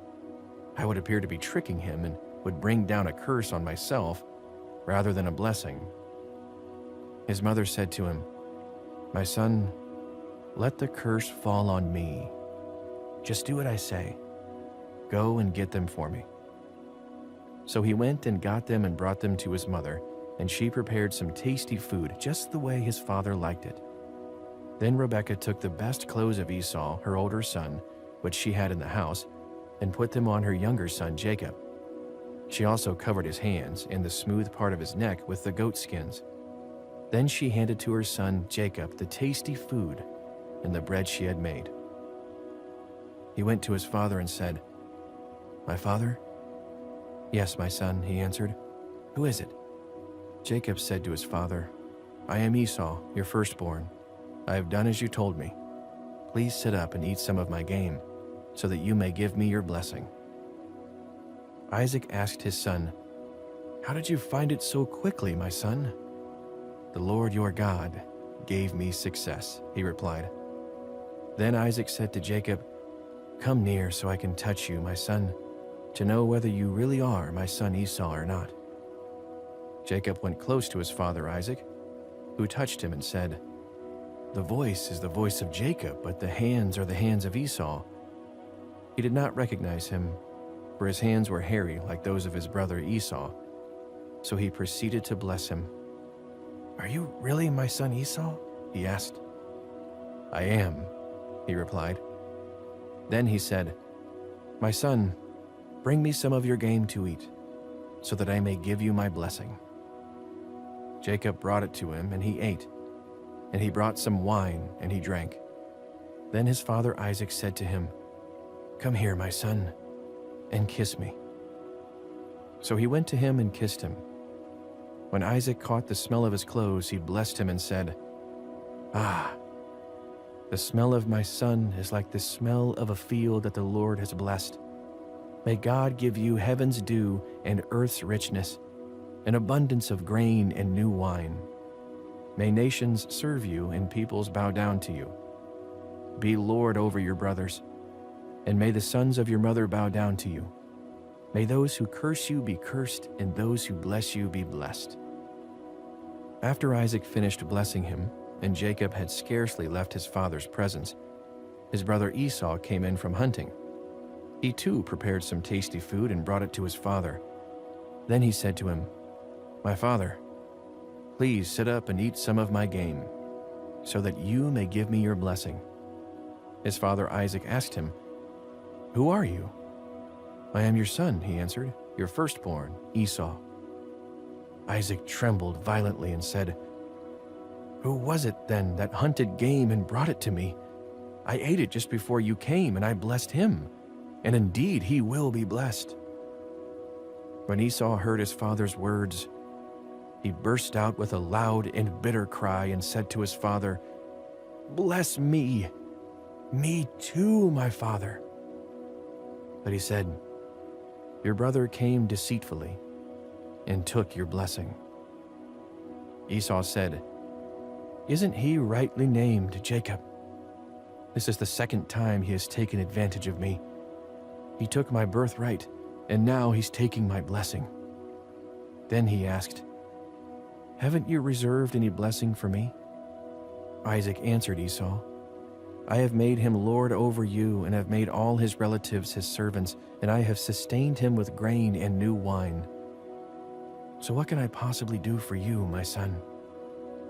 Esau said to his father, "Do you have only one blessing, my father? Bless me too, my father." Then Esau wept aloud.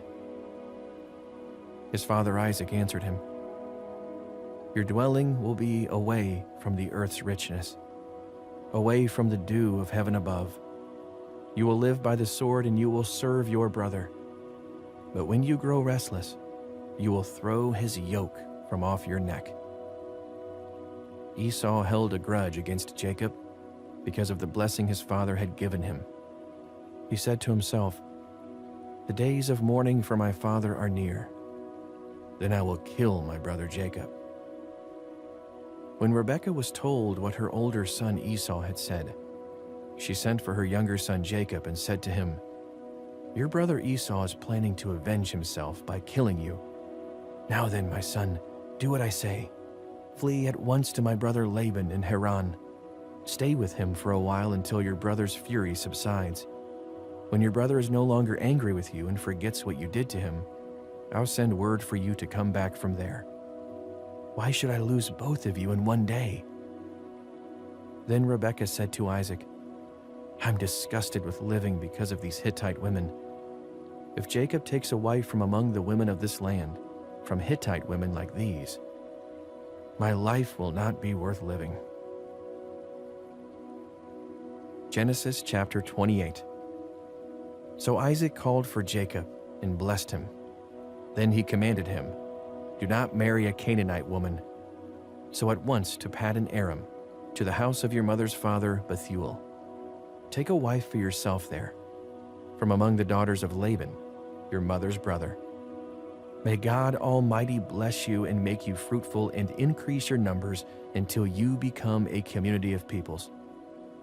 May he give you and your descendants the blessing given to Abraham, so that you may take possession of the land where you now reside as a foreigner, the land God gave to Abraham." Then Isaac sent Jacob on his way, and he went to Paddan Aram, to Laban son of Bethuel, the Aramean, the brother of Rebekah, who is the mother of Jacob and Esau. Now Esau learned that Isaac had blessed Jacob and had sent him to Paddan Aram to take a wife from there, and that when he blessed him, he commanded him, "Do not marry a Canaanite woman," and that Jacob had obeyed his father and mother and had gone to Paddan Aram. Esau then realized how displeasing the Canaanite women were to his father Isaac. So he went to Ishmael and married Mahalath, the sister of Nebaioth, and daughter of Ishmael, son of Abraham, in addition to the wives he already had. Jacob left Beersheba and set out for Haran. When he reached a certain place, he stopped for the night because the sun had set. Taking one of the stones there, he put it under his head and lay down to sleep. He had a dream in which he saw a stairway resting on the earth, with its top reaching to heaven, and the angels of God were ascending and descending on it. There above it stood the Lord, and he said, "I am the Lord, the God of your father Abraham and the God of Isaac. I will give you and your descendants the land on which you are lying. Your descendants will be like the dust of the earth, and you will spread out to the west and to the east, to the north and to the south. All peoples on earth will be blessed through you and your offspring. I am with you, and will watch over you wherever you go, and I will bring you back to this land. I will not leave you until I have done what I have promised you." When Jacob awoke from his sleep, he thought, "Surely the Lord is in this place, and I was not aware of it." He was afraid and said, "How awesome is this place! This is none other than the house of God. This is the gate of heaven." Early the next morning, Jacob took the stone he had placed under his head and set it up as a pillar and poured oil on top of it. He called that place Bethel, though the city used to be called Luz. Then Jacob made a vow, saying, "If God will be with me and will watch over me on this journey I am taking, and will give me food to eat and clothes to wear, so that I return safely to my father's household, then the Lord will be my God, and this stone that I have set up as a pillar will be God's house. And of all that you give me, I will give you a tenth." Genesis chapter 29. Then Jacob continued on his journey and came to the land of the eastern peoples. There he saw a well in the open country, with 3 flocks of sheep lying near it because the flocks were watered from that well. The stone over the mouth of the well was large. When all the flocks were gathered there, the shepherds would roll away the stone from the well's mouth and water the sheep. Then they would return the stone to its place over the mouth of the well. Jacob asked the shepherds, "My brothers, where are you from?" "We're from Haran," they replied. He said to them, "Do you know Laban, Nahor's grandson?" "Yes, we know him," they answered. Then Jacob asked them, "Is he well?" "Yes, he is," they said, "and here comes his daughter Rachel with the sheep." "Look," he said, "the sun is still high. It is not time for the flocks to be gathered. Water the sheep and take them back to pasture." "We can't," they replied, "until all the flocks are gathered and the stone has been rolled away from the mouth of the well. Then we will water the sheep." While he was still talking with them, Rachel came with her father's sheep, for she was a shepherd. When Jacob saw Rachel, daughter of his uncle Laban, and Laban's sheep, he went over and rolled the stone away from the mouth of the well and watered his uncle's sheep. Then Jacob kissed Rachel and began to weep aloud. He had told Rachel that he was a relative of her father and a son of Rebekah. So she ran and told her father. As soon as Laban heard the news about Jacob, his sister's son, he hurried to meet him. He embraced him and kissed him and brought him to his home. And there Jacob told him all these things. Then Laban said to him, "You are my own flesh and blood." After Jacob had stayed with him for a whole month, Laban said to him, "Just because you are a relative of mine, should you work for me for nothing? Tell me what your wages should be." Now Laban had 2 daughters. The name of the older was Leah, and the name of the younger was Rachel. Leah had weak eyes, but Rachel had a lovely figure and was beautiful. Jacob was in love with Rachel and said, "I'll work for you 7 years in return for your younger daughter Rachel." Laban said, "It's better that I give her to you than to some other man. Stay here with me." So Jacob served 7 years to get Rachel, but they seemed like only a few days to him because of his love for her. Then Jacob said to Laban, "Give me my wife. My time is completed, and I want to make love to her." So Laban brought together all the people of the place and gave a feast. But when evening came, he took his daughter Leah and brought her to Jacob, and Jacob made love to her. And Laban gave his servant Zilpah to his daughter as her attendant. When morning came, there was Leah. So Jacob said to Laban, "What is this you have done to me? I served you for Rachel, didn't I? Why have you deceived me?" Laban replied, "It is not our custom here to give the younger daughter in marriage before the older one. Finish this daughter's bridal week, and then we will give you the younger one also, in return for another 7 years of work." And Jacob did so. He finished the week with Leah, and then Laban gave him his daughter Rachel to be his wife. Laban gave his servant Bilhah to his daughter Rachel as her attendant. Jacob made love to Rachel also, and his love for Rachel was greater than his love for Leah, and he worked for Laban another 7 years. When the Lord saw that Leah was not loved, he enabled her to conceive, but Rachel remained childless.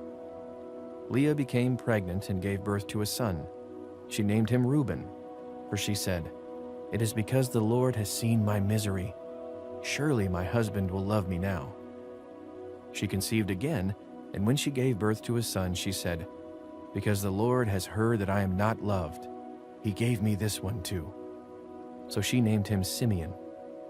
Again she conceived, and when she gave birth to a son, she said, "Now at last my husband will become attached to me, because I have borne him 3 sons." So he was named Levi. She conceived again, and when she gave birth to a son, she said, "This time I will praise the Lord." So she named him Judah. Then she stopped having children. Genesis chapter 30. When Rachel saw that she was not bearing Jacob any children, she became jealous of her sister. So she said to Jacob, "Give me children, or I'll die." Jacob became angry with her and said, "Am I in the place of God, who has kept you from having children?" Then she said, "Here is Bilhah, my servant. Sleep with her so that she can bear children for me, and I too can build a family through her." So she gave him her servant Bilhah as a wife. Jacob slept with her, and she became pregnant and bore him a son. Then Rachel said, "God has vindicated me. He has listened to my plea and given me a son." Because of this, she named him Dan.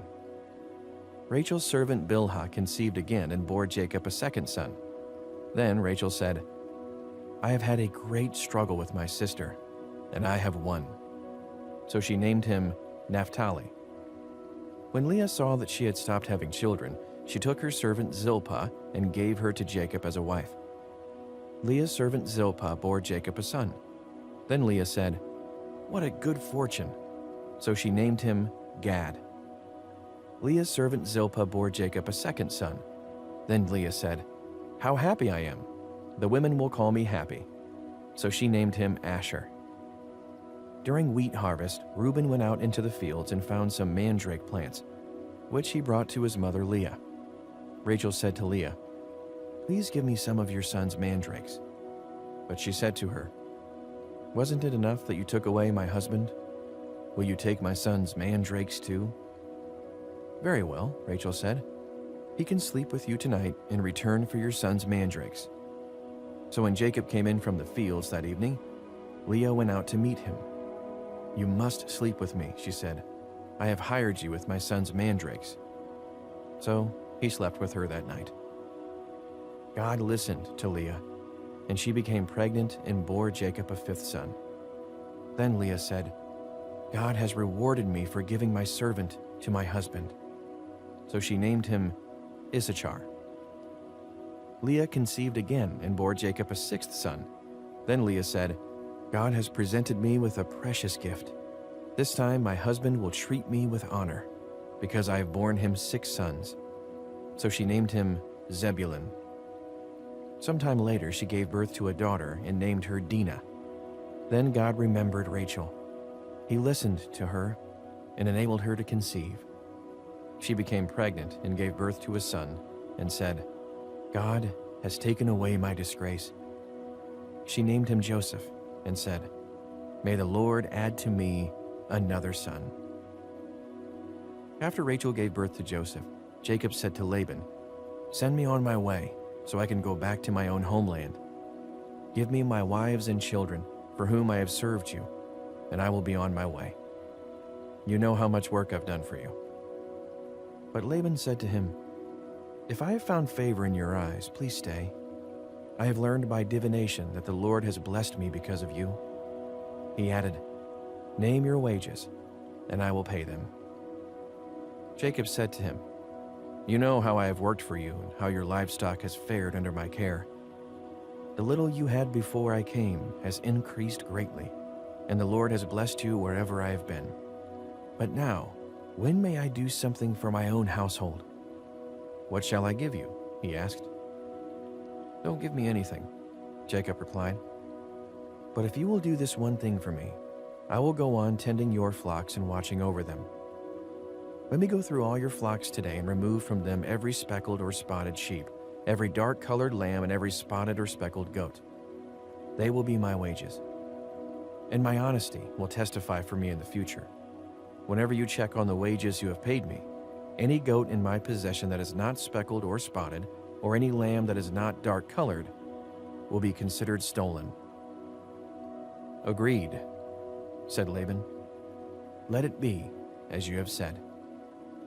That same day, he removed all the male goats that were streaked or spotted, and all the speckled or spotted female goats, all that had white on them, and all the dark-colored lambs, and he placed them in the care of his sons. Then he put a 3-day journey between himself and Jacob, while Jacob continued to tend the rest of Laban's flocks. Jacob, however, took fresh-cut branches from poplar, almond, and plane trees and made white stripes on them by peeling the bark and exposing the white inner wood of the branches. Then he placed the peeled branches in all the watering troughs so that they would be directly in front of the flocks when they came to drink. When the flocks were in heat and came to drink, they mated in front of the branches, and they bore young that were streaked or speckled or spotted. Jacob set apart the young of the flock by themselves, but made the rest face the streaked and dark-colored animals that belonged to Laban. Thus he made separate flocks for himself and did not put them with Laban's animals. Whenever the stronger females were in heat, Jacob would place the branches in the troughs in front of the animals so they would mate near the branches. But if the animals were weak, he would not place them there. So the weak animals went to Laban and the strong ones to Jacob. In this way, the men grew exceedingly prosperous and came to own large flocks, and female and male servants, and camels and donkeys. Genesis chapter 31. Jacob heard that Laban's sons were saying, "Jacob has taken everything our father owned and has gained all this wealth from what belonged to our father." And Jacob noticed that Laban's attitude toward him was not what it had been. Then the Lord said to Jacob, "Go back to the land of your fathers and to your relatives, and I will be with you." So Jacob sent word to Rachel and Leah to come out to the fields where his flocks were. He said to them, "I see that your father's attitude toward me is not what it was before, but the God of my father has been with me. You know that I've worked for your father with all my strength, yet your father has cheated me by changing my wages 10 times. However, God has not allowed him to harm me. If he said, 'The speckled ones will be your wages,' then all the flocks gave birth to speckled young. And if he said, 'The streaked ones will be your wages,' then all the flocks bore streaked young. So God has taken away your father's livestock and has given them to me. In breeding season, I once had a dream in which I looked up and saw that the male goats mating with the flock were streaked, speckled, or spotted. The angel of God said to me in the dream, 'Jacob?' I answered, 'Here I am.' And he said, 'Look up and see that all the male goats mating with the flock are streaked, speckled, or spotted, for I have seen all that Laban has been doing to you. I am the God of Bethel, where you anointed a pillar and where you made a vow to me. Now leave this land at once and go back to your native land.' Then Rachel and Leah replied, 'Do we still have any share in the inheritance of our father's estate? Does he not regard us as foreigners? Not only has he sold us, but he has used up what was paid for us. Surely all the wealth that God took away from our father belongs to us and our children. So do whatever God has told you.' Then Jacob put his children and his wives on camels, and he drove all his livestock ahead of him, along with all the goods he had accumulated in Paddan Aram, to go to his father Isaac in the land of Canaan. When Laban had gone to shear his sheep, Rachel stole her father's household gods. Moreover, Jacob deceived Laban the Aramean by not telling him he was running away. So he fled with all he had, crossed the Euphrates River, and headed for the hill country of Gilead. On the 3rd day, Laban was told that Jacob had fled. Taking his relatives with him, he pursued Jacob for 7 days and caught up with him in the hill country of Gilead. Then God came to Laban the Aramean in a dream at night and said to him, 'Be careful not to say anything to Jacob, either good or bad.' Jacob had pitched his tent in the hill country of Gilead when Laban overtook him, and Laban and his relatives camped there too. Then Laban said to Jacob, 'What have you done? You've deceived me and you've carried off my daughters like captives in war. Why did you run off secretly and deceive me? Why didn't you tell me, so I could send you away with joy and singing to the music of timbrels and harps? You didn't even let me kiss my grandchildren and my daughters goodbye. You have done a foolish thing. I have the power to harm you. But last night the God of your father said to me, "Be careful not to say anything to Jacob, either good or bad." Now you have gone off because you long to return to your father's household. But why did you steal my gods? Jacob answered Laban, "I was afraid, because I thought you would take your daughters away from me by force. But if you find anyone who has your gods, that person shall not live. In the presence of our relatives, see for yourself whether there is anything of yours here with me, and if so, take it." Now Jacob did not know that Rachel had stolen the gods. So Laban went into Jacob's tent and into Leah's tent and into the tent of the 2 female servants, but he found nothing. After he came out of Leah's tent, he entered Rachel's tent. Now Rachel had taken the household gods and put them inside her camel's saddle and was sitting on them. Laban searched through everything in the tent, but found nothing. Rachel said to her father, "Don't be angry, my lord, that I cannot stand up in your presence. I'm having my period." So he searched, but could not find the household gods. Jacob was angry and took Laban to task. "What is my crime?" he asked Laban. "How have I wronged you that you hunt me down? Now that you have searched through all my goods, what have you found that belongs to your household? Put it here in front of your relatives and mine, and let them judge between the 2 of us. I have been with you for 20 years now. Your sheep and goats have not miscarried, nor have I eaten rams from your flocks. I did not bring you animals torn by wild beasts. I bore the loss myself. And you demanded payment from me for whatever was stolen by day or night. This was my situation. The heat consumed me in the daytime, and the cold at night, and sleep fled from my eyes. It was like this for the 20 years I was in your household.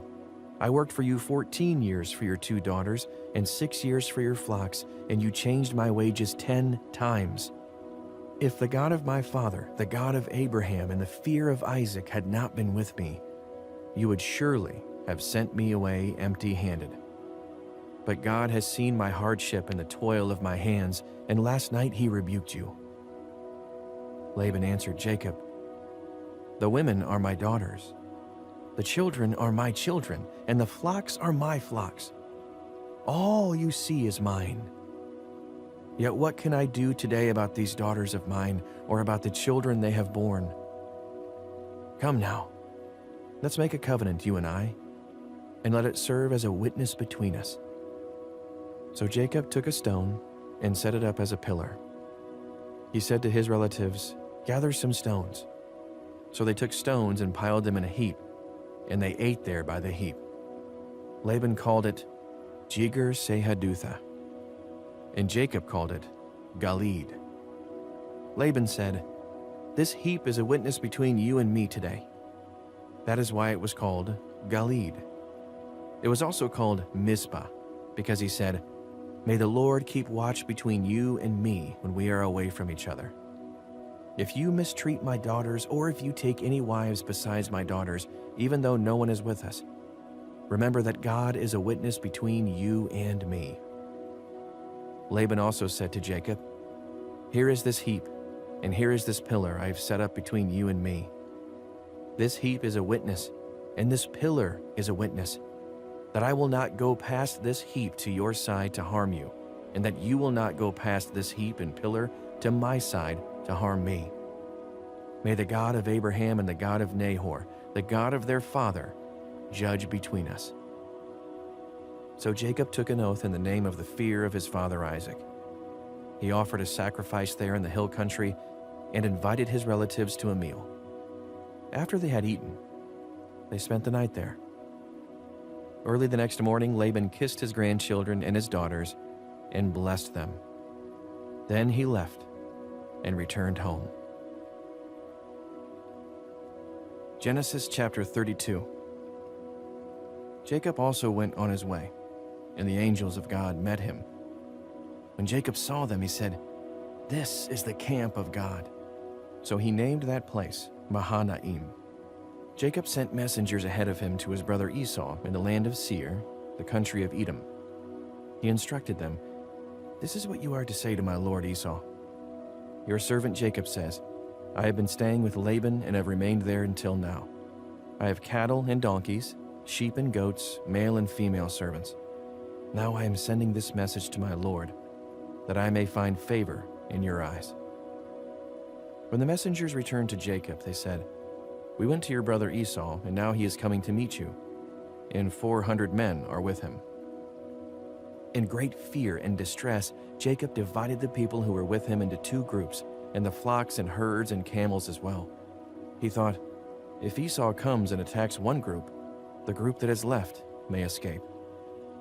Then Jacob prayed, "O God of my father Abraham, God of my father Isaac, Lord, you who said to me, 'Go back to your country and your relatives, and I will make you prosper.' I am unworthy of all the kindness and faithfulness you have shown your servant. I had only my staff when I crossed this Jordan, but now I have become two camps. Save me, I pray, from the hand of my brother Esau, for I am afraid he will come and attack me, and also the mothers with their children. But you have said, I will surely make you prosper and will make your descendants like the sand of the sea, which cannot be counted."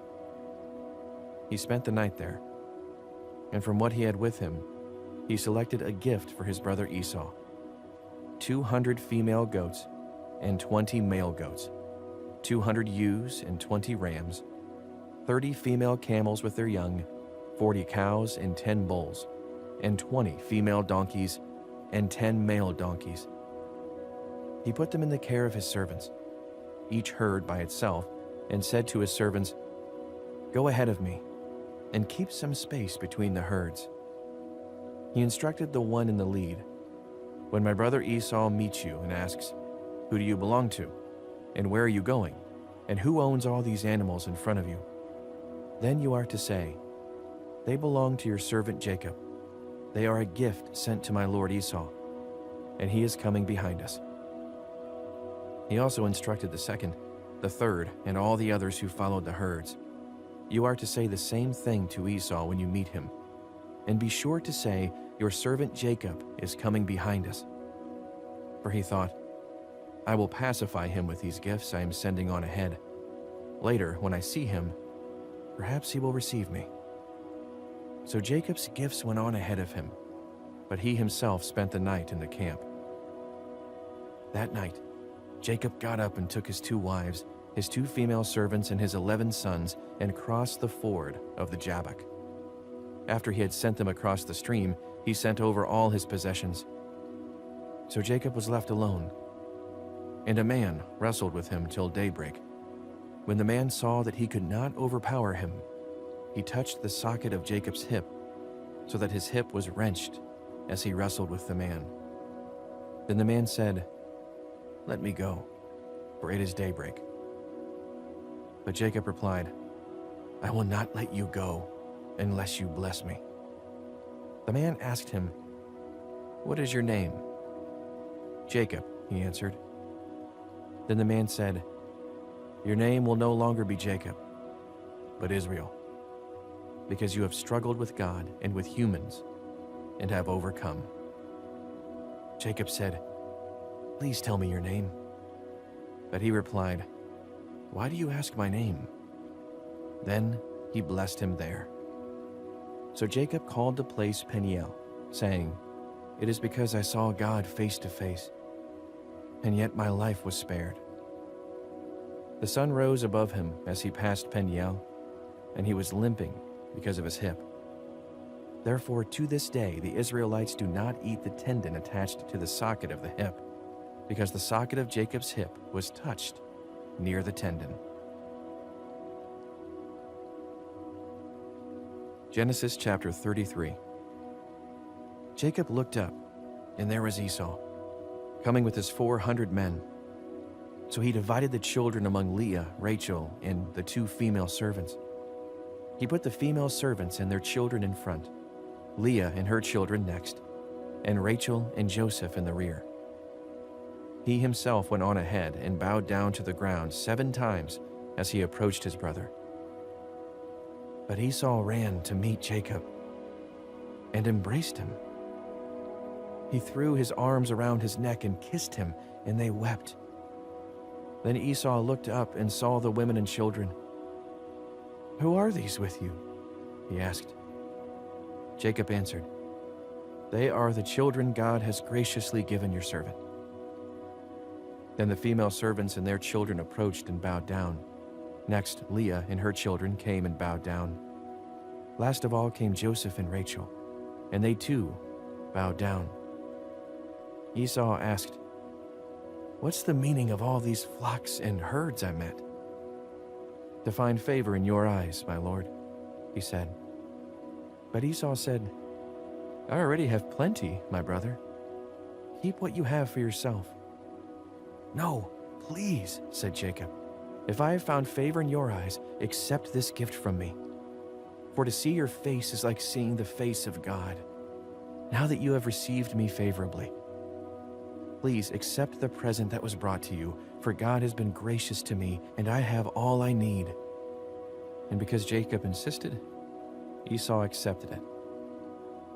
Then Esau said, "Let us be on our way. I'll accompany you." But Jacob said to him, "My Lord knows that the children are tender and that I must care for the ewes and cows that are nursing their young. If they are driven hard just one day, all the animals will die. So let my Lord go on ahead of his servant, while I move along slowly at the pace of the flocks and herds before me and the pace of the children, until I come to my Lord in Seir." Esau said, "Then let me leave some of my men with you." "But why do that?" Jacob asked. "Just let me find favor in the eyes of my Lord." So that day, Esau started on his way back to Seir. Jacob, however, went to Succoth, where he built a place for himself and made shelters for his livestock. That is why the place is called Succoth. After Jacob came from Paddan Aram, he arrived safely at the city of Shechem in Canaan and camped within sight of the city. For 100 pieces of silver, he bought from the sons of Hamor, the father of Shechem, the plot of ground where he pitched his tent. There he set up an altar and called it El Elohe, Israel. Genesis chapter 34. Now Dinah, the daughter Leah had borne to Jacob, went out to visit the women of the land. When Shechem, son of Hamor the Hivite, the ruler of that area, saw her, he took her and raped her. His heart was drawn to Dinah, daughter of Jacob. He loved the young woman and spoke tenderly to her. And Shechem said to his father Hamor, "Get me this girl as my wife." When Jacob heard that his daughter Dinah had been defiled, his sons were in the fields with his livestock, so he did nothing about it until they came home. Then Shechem's father Hamor went out to talk with Jacob. Meanwhile, Jacob's sons had come in from the fields as soon as they heard what had happened. They were shocked and furious because Shechem had done an outrageous thing in Israel by sleeping with Jacob's daughter, a thing that should not be done. But Hamor said to them, "My son Shechem has his heart set on your daughter. Please give her to him as his wife. Intermarry with us. Give us your daughters and take our daughters for yourselves. You can settle among us. The land is open to you. Live in it, trade in it, and acquire property in it." Then Shechem said to Dinah's father and brothers, "Let me find favor in your eyes, and I will give you whatever you ask. Make the price for the bride and the gift I am to bring as great as you like, and I'll pay whatever you ask me. Only give me the young woman as my wife." Because their sister Dinah had been defiled, Jacob's sons replied deceitfully as they spoke to Shechem and his father Hamor. They said to them, "We can't do such a thing. We can't give our sister to a man who is not circumcised. That would be a disgrace to us. We will enter into an agreement with you on one condition only, that you become like us, by circumcising all your males. Then we will give you our daughters and take your daughters for ourselves. We'll settle among you and become one people with you. But if you will not agree to be circumcised, we'll take our sister and go." Their proposal seemed good to Hamor and his son Shechem. The young man, who was the most honored of all his father's family, lost no time in doing what they said, because he was delighted with Jacob's daughter. So Hamor and his son Shechem went to the gate of their city to speak to the men of their city. "These men are friendly toward us," they said. "Let them live in our land and trade in it. The land has plenty of room for them. We can marry their daughters, and they can marry ours. But the men will agree to live with us as one people only on the condition that our males be circumcised, as they themselves are. Won't their livestock, their property, and all their other animals become ours? So let us agree to their terms, and they will settle among us." All the men who went out of the city gate agreed with Hamor and his son Shechem, and every male in the city was circumcised.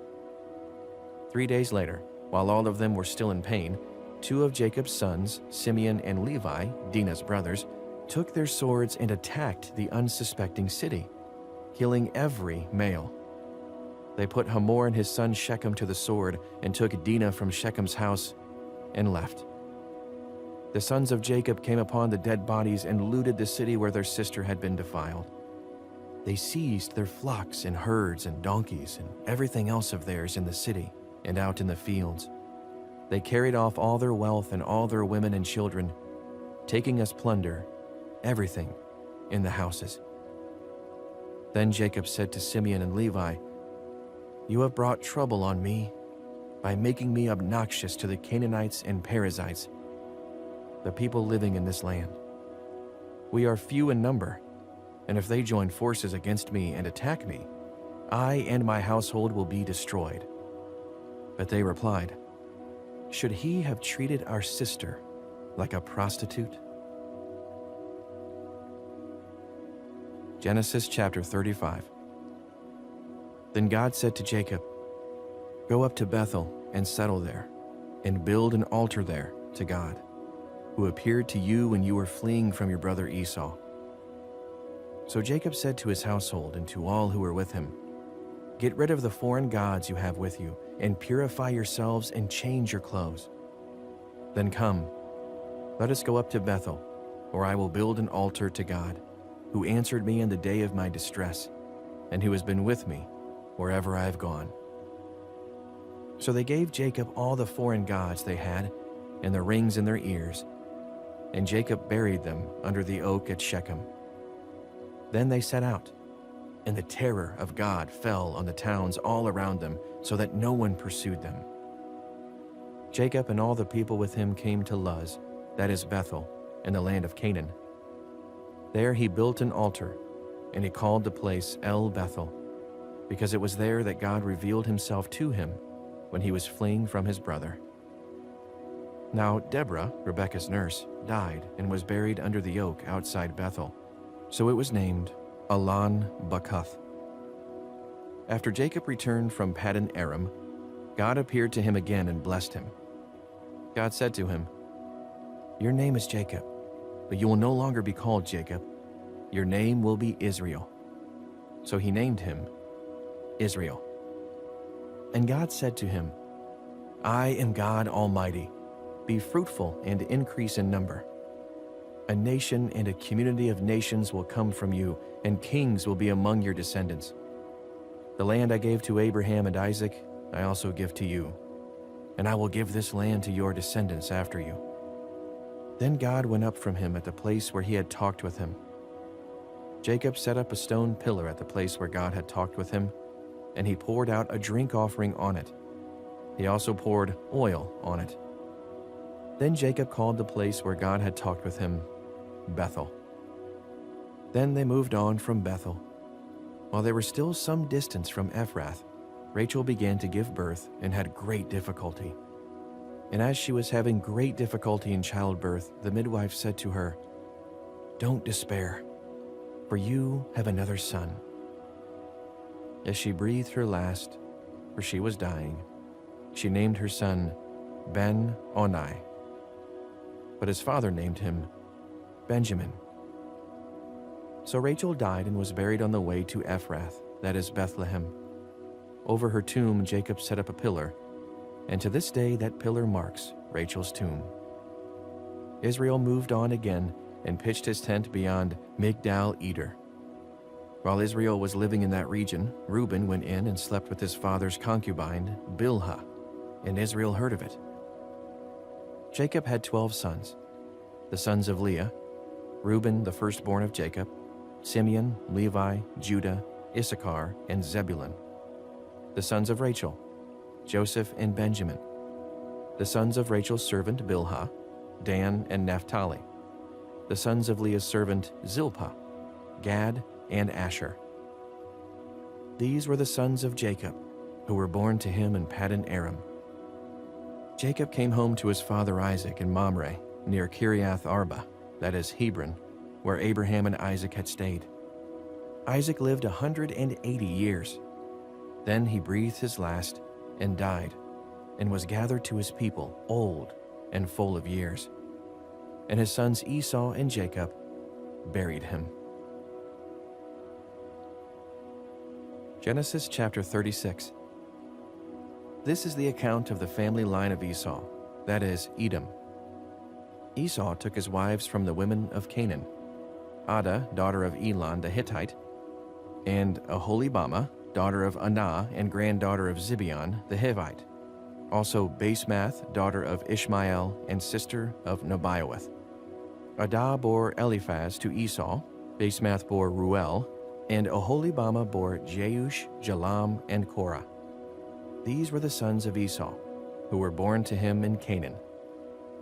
Esau took his wives and sons and daughters and all the members of his household, as well as his livestock and all his other animals, and all the goods he had acquired in Canaan, and moved to a land some distance from his brother Jacob.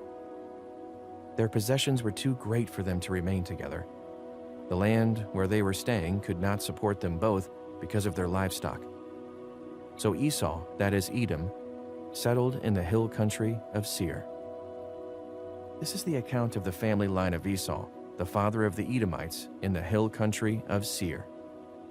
These are the names of Esau's sons: Eliphaz, the son of Esau's wife Adah, and Reuel, the son of Esau's wife Basemath.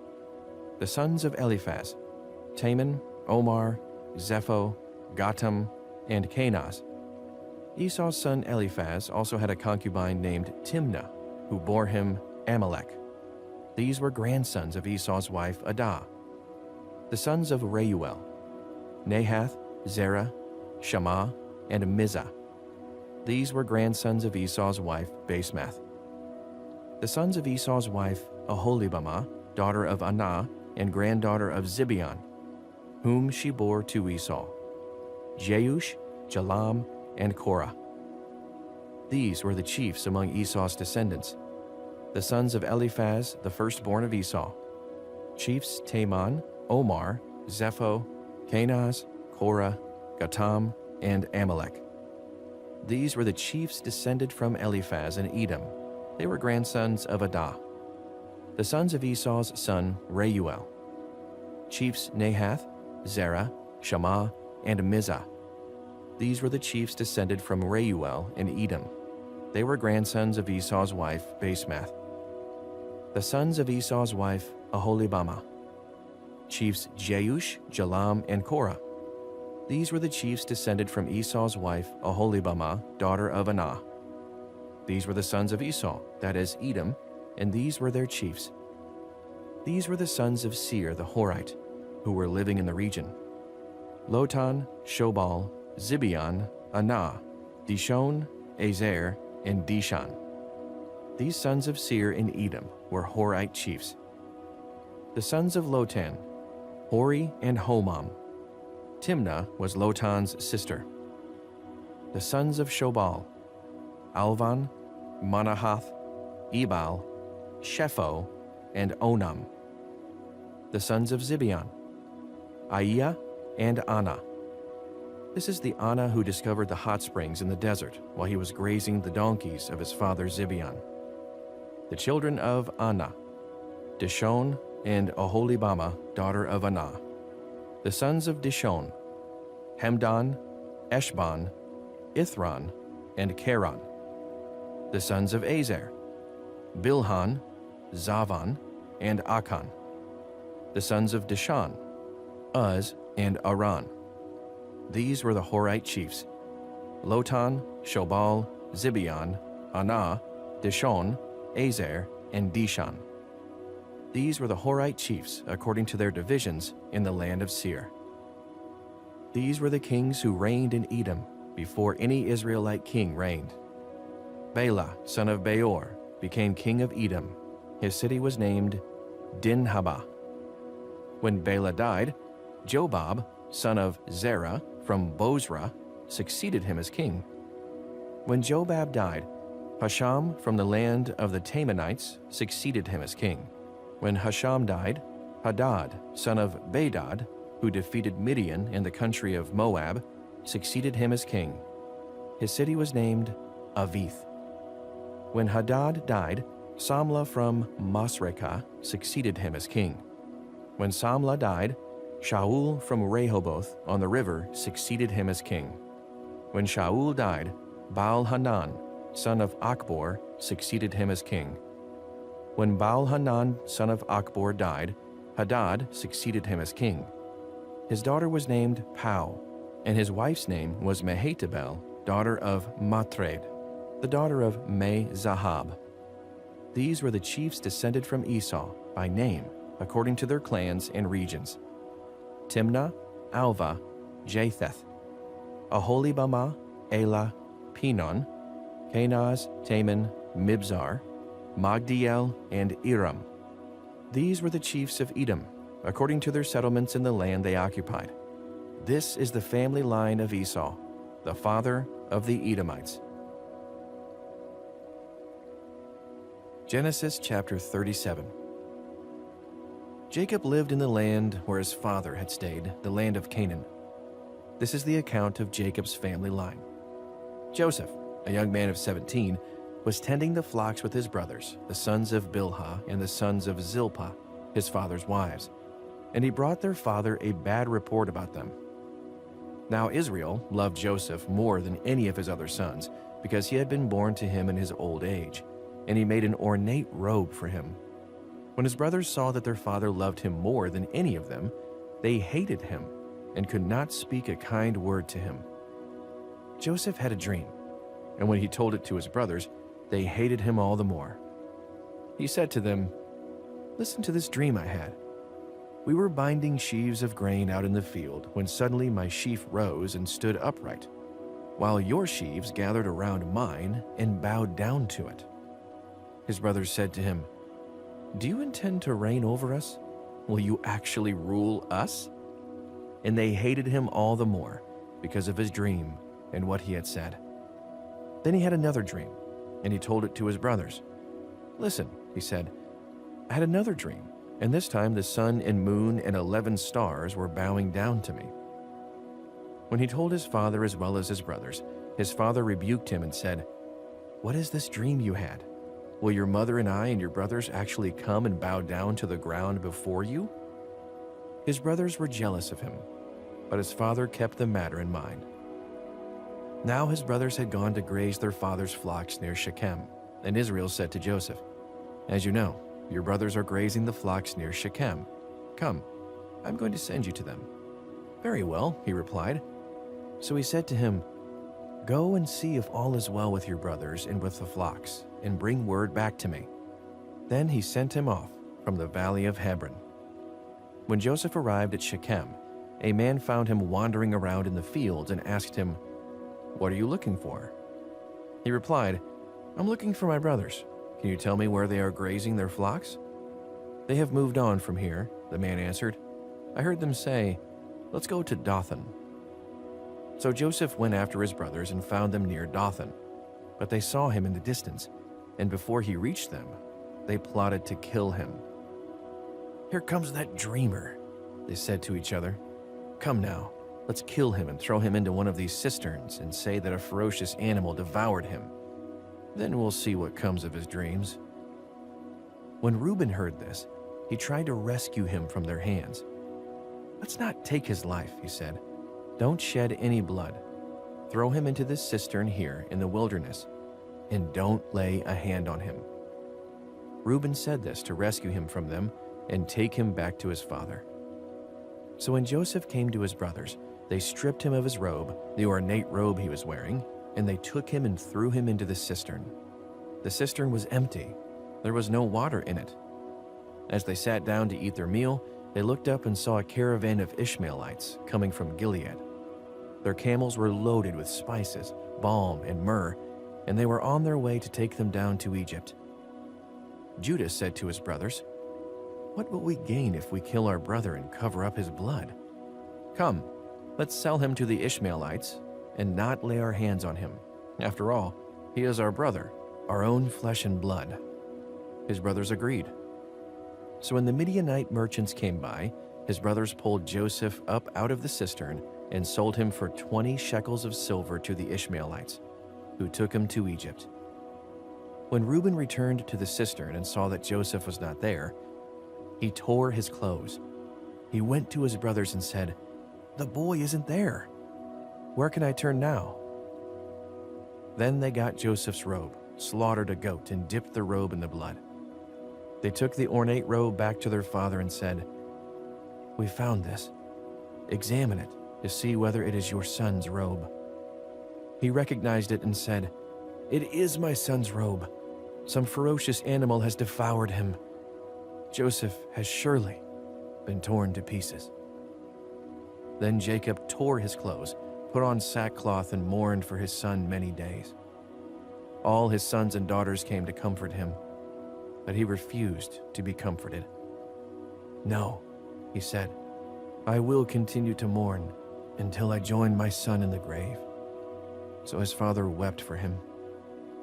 Meanwhile, the Midianites sold Joseph in Egypt to Potiphar, one of Pharaoh's officials, the captain of the guard. Genesis chapter 38. At that time, Judah left his brothers and went down to stay with a man of Adullam named Hira. There, Judah met the daughter of a Canaanite man named Shua. He married her and made love to her. She became pregnant and gave birth to a son, who was named She conceived again and gave birth to a son and named him Onan. She gave birth to still another son and named him Shelah. It was at Kezib that she gave birth to him. Judah got a wife for his firstborn, and her name was Tamar. But Judah's firstborn, was wicked in the Lord's sight. So the Lord put him to death. Then Judah said to Onan, "Sleep with your brother's wife and fulfill your duty to her as a brother-in-law to raise up offspring for your brother." But Onan knew that the child would not be his. So whenever he slept with his brother's wife, he spilled his semen on the ground to keep from providing offspring for his brother. What he did was wicked in the Lord's sight. So the Lord put him to death also. Judah then said to his daughter-in-law Tamar, "Live as a widow in your father's household until my son Shelah grows up." For he thought, "He may die too, just like his brothers." So Tamar went to live in her father's household. After a long time, Judah's wife, the daughter of Shua, died. When Judah had recovered from his grief, he went up to Timnah, to the men who were shearing his sheep, and his friend Hira, the Adullamite, went with him. When Tamar was told, "Your father-in-law is on his way to Timnah to shear his sheep," she took off her widow's clothes, covered herself with a veil to disguise herself, and then sat down at the entrance of Enaim, which is on the road to Timnah. For she saw that, though Shelah had now grown up, she had not been given to him as his wife. When Judah saw her, he thought she was a prostitute, for she had covered her face. Not realizing that she was his daughter-in-law, he went over to her by the roadside and said, "Come now, let me sleep with you."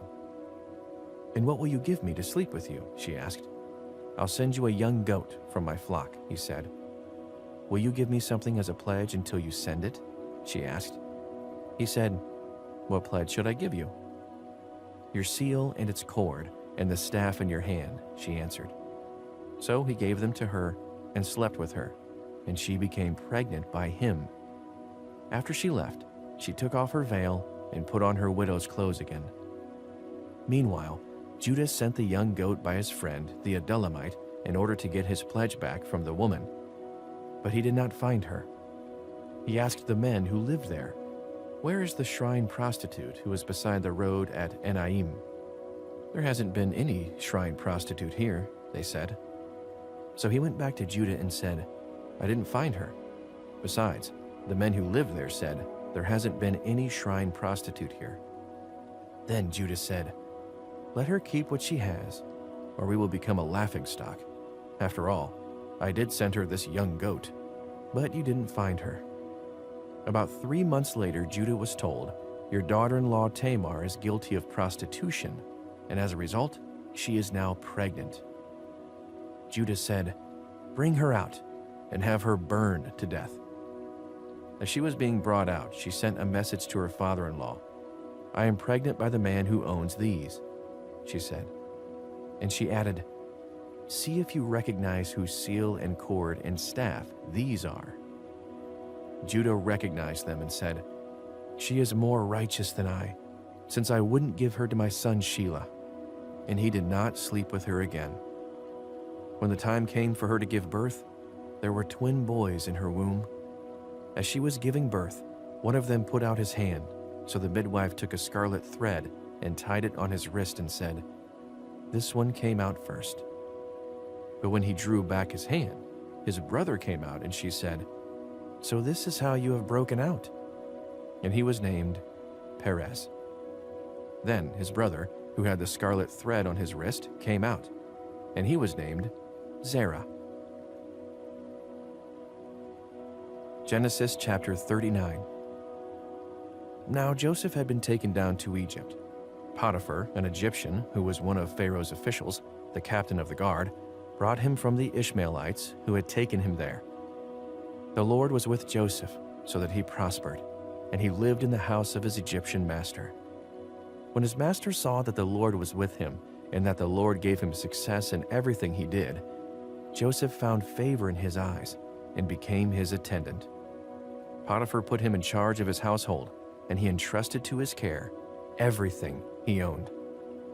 From the time he put him in charge of his household and of all that he owned, the Lord blessed the household of the Egyptian because of Joseph. The blessing of the Lord was on everything Potiphar had, both in the house and in the field. So Potiphar left everything he had in Joseph's care.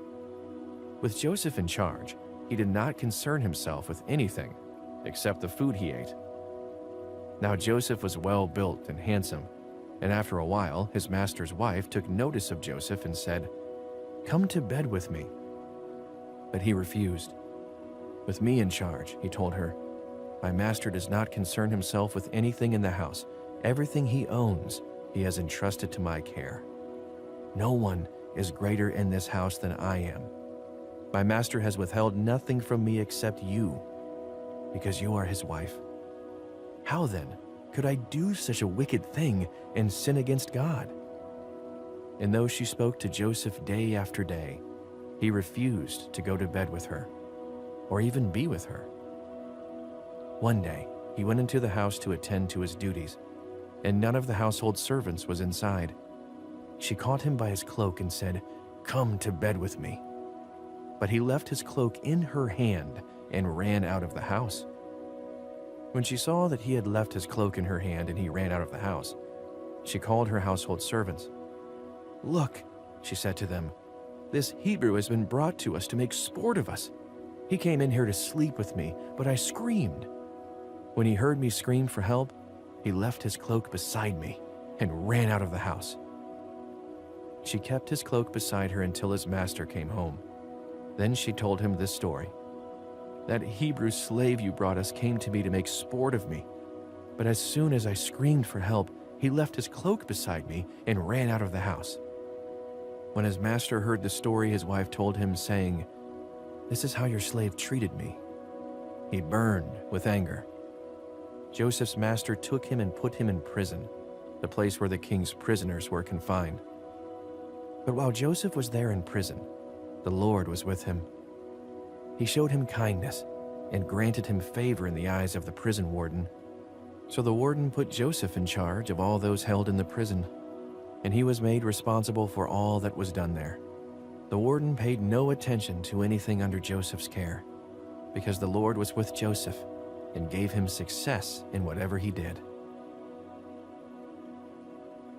Genesis chapter 40. Sometime later, the cupbearer and the baker of the king of Egypt offended their master, the king of Egypt. Pharaoh was angry with his two officials, the chief cupbearer and the chief baker, and put them in custody in the house of the captain of the guard, in the same prison where Joseph was confined. The captain of the guard assigned them to Joseph, and he attended them. After they had been in custody for some time, each of the two men, the cupbearer and the baker of the king of Egypt, who were being held in prison, had a dream the same night, and each dream had a meaning of its own. When Joseph came to them the next morning, he saw that they were dejected. So he asked Pharaoh's officials who were in custody with him in his master's house, "Why do you look so sad today?" "We both had dreams," they answered, "but there is no one to interpret them." Then Joseph said to them, "Do not interpretations belong to God? Tell me your dreams." So the chief cupbearer told Joseph his dream. He said to him, "In my dream, I saw a vine in front of me, and on the vine were 3 branches. As soon as it budded, it blossomed, and its clusters ripened into grapes. Pharaoh's cup was in my hand, and I took the grapes, squeezed them into Pharaoh's cup, and put the cup in his hand." "This is what it means," Joseph said to him. "The 3 branches are 3 days. Within 3 days, Pharaoh will lift up your head and restore you to your position, and you will put Pharaoh's cup in his hand, just as you used to do when you were his cupbearer.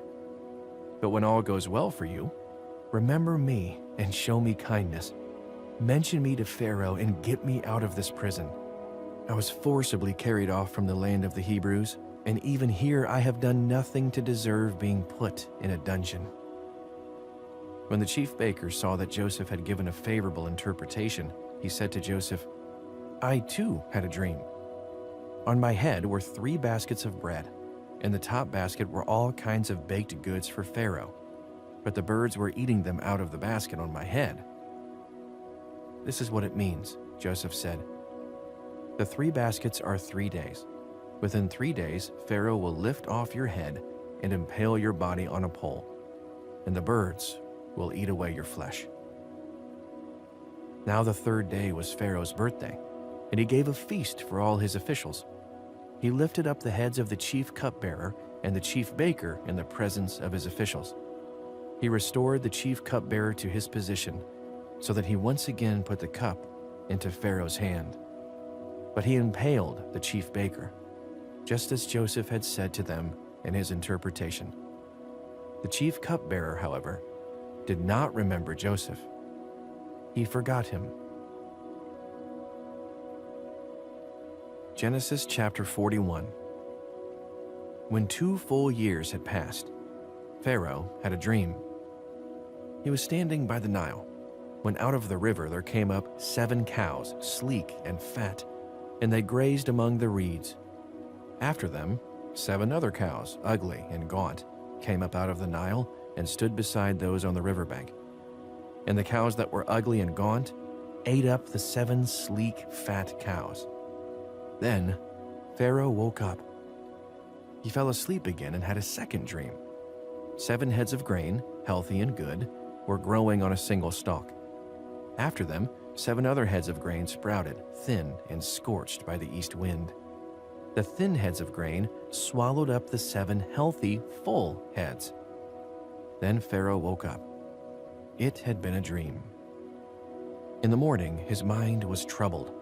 So he sent for all the magicians and wise men of Egypt. Pharaoh told them his dreams, but no one could interpret them for him. Then the chief cupbearer said to Pharaoh, "Today I am reminded of my shortcomings." Pharaoh was once again angry with his servants, and he imprisoned me and the chief baker in the house of the captain of the guard. Each of us had a dream the same night, and each dream had a meaning of its own. Now a young Hebrew was there with us, a servant of the captain of the guard. We told him our dreams, and he interpreted them for us. giving each man the interpretation of his dream. And things turned out exactly as he interpreted them to us. I was restored to my position, and the other man was impaled. So Pharaoh sent for Joseph, and he was quickly brought from the dungeon. When he had shaved and changed his clothes, he came before Pharaoh. Pharaoh said to Joseph, "I had a dream, and no one can interpret it. But I have heard it said of you that when you hear a dream, you can interpret it." "I cannot do it," Joseph replied to Pharaoh, "but God will give Pharaoh the answer he desires." Then Pharaoh said to Joseph, "In my dream, I was standing on the bank of the Nile, when out of the river there came up 7 cows, fat and sleek, and they grazed among the reeds. After them, 7 other cows came up, scrawny and very ugly and lean. I had never seen such ugly cows in all the land of Egypt. The lean, ugly cows ate up the 7 fat cows that came up first. But even after they ate them, no one could tell that they had done so. They looked just as ugly as before. Then I woke up. In my dream, I saw 7 heads of grain, full and good, growing on a single stalk. After them, 7 other heads sprouted, withered and thin and scorched by the east wind. The thin heads of grain swallowed up the 7 good heads. I told this to the magicians, but none of them could explain it to me." Then Joseph said to Pharaoh, "The dreams of Pharaoh are one and the same. God has revealed to Pharaoh what he is about to do. The 7 good cows are 7 years, and the 7 good heads of grain are 7 years. It is one and the same dream. The 7 lean, ugly cows that came up afterward are 7 years, and so are the 7 worthless heads of grain scorched by the east wind. They are 7 years of famine. It is good, as I said to Pharaoh. God has shown Pharaoh what he is about to do. 7 years of great abundance are coming throughout the land of Egypt, but 7 years of famine will follow them. Then all the abundance in Egypt will be forgotten, and the famine will ravage the land. The abundance in the land will not be remembered because the famine that follows it will be so severe." The reason the dream was given to Pharaoh in 2 forms is that the matter has been firmly decided by God, and God will do it soon. And now, let Pharaoh look for a discerning and wise man and put him in charge of the land of Egypt. Let Pharaoh appoint commissioners over the land to take 1/5 of the harvest of Egypt during the 7 years of abundance. They should collect all the food of these good years that are coming and store up the grain under the authority of Pharaoh to be kept in the cities for food. This food should be held in reserve for the country, to be used during the 7 years of famine that will come upon Egypt, so that the country may not be ruined by the famine." The plan seemed good to Pharaoh and to all his officials. So Pharaoh asked them, "Can we find anyone like this man, one in whom is the Spirit of God?" Then Pharaoh said to Joseph, "Since God has made all this known to you, there is no one so discerning and wise as you. You should be in charge of my palace, and all my people are to submit to your orders. Only with respect to the throne will I be greater than you." So Pharaoh said to Joseph, "I hereby put you in charge of the whole land of Egypt." Then Pharaoh took his signet ring from his finger and put it on Joseph's finger. He dressed him in robes of fine linen and put a gold chain around his neck. He had him ride in a chariot as his second in command, and people shouted before him, "Make way!" Thus he put him in charge of the whole land of Egypt. Then Pharaoh said to Joseph, "I am Pharaoh, but without your word, no one will lift hand or foot in all Egypt." Pharaoh gave Joseph the name Zaphanath-Paneah, and gave him Asnath, daughter of Potipharah, priest of On, to be his wife. And Joseph went throughout the land of Egypt. Joseph was 30 years old when he entered the service of Pharaoh, king of Egypt. And Joseph went out from Pharaoh's presence and traveled throughout Egypt. During the 7 years of abundance, the land produced plentifully. Joseph collected all the food produced in those 7 years of abundance in Egypt and stored it in the cities. In each city he put the food grown in the fields surrounding it. Joseph stored up huge quantities of grain, like the sand of the sea. It was so much that he stopped keeping records because it was beyond measure. Before the years of famine came, 2 sons were born to Joseph by Asenath, daughter of Potipharah, priest of On. Joseph named his firstborn Manasseh and said, "It is because God has made me forget all my trouble and all my father's household." The second son he named Ephraim and said, "It is because God has made me fruitful in the land of my suffering."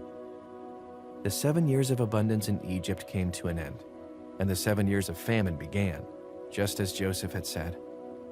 There was famine in all the other lands, but in the whole land of Egypt there was food. When all Egypt began to feel the famine, the people cried to Pharaoh for food. Then Pharaoh told all the Egyptians, "Go to Joseph and do what he tells you." When the famine had spread over the whole country, Joseph opened the storehouses and sold grain to the Egyptians, for the famine was severe throughout Egypt. And all the world came to Egypt to buy grain from Joseph, because the famine was severe everywhere. Genesis chapter 42.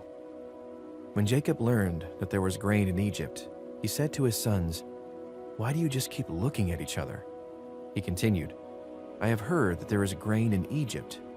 Go down there and buy some for us, so that we may live and not die."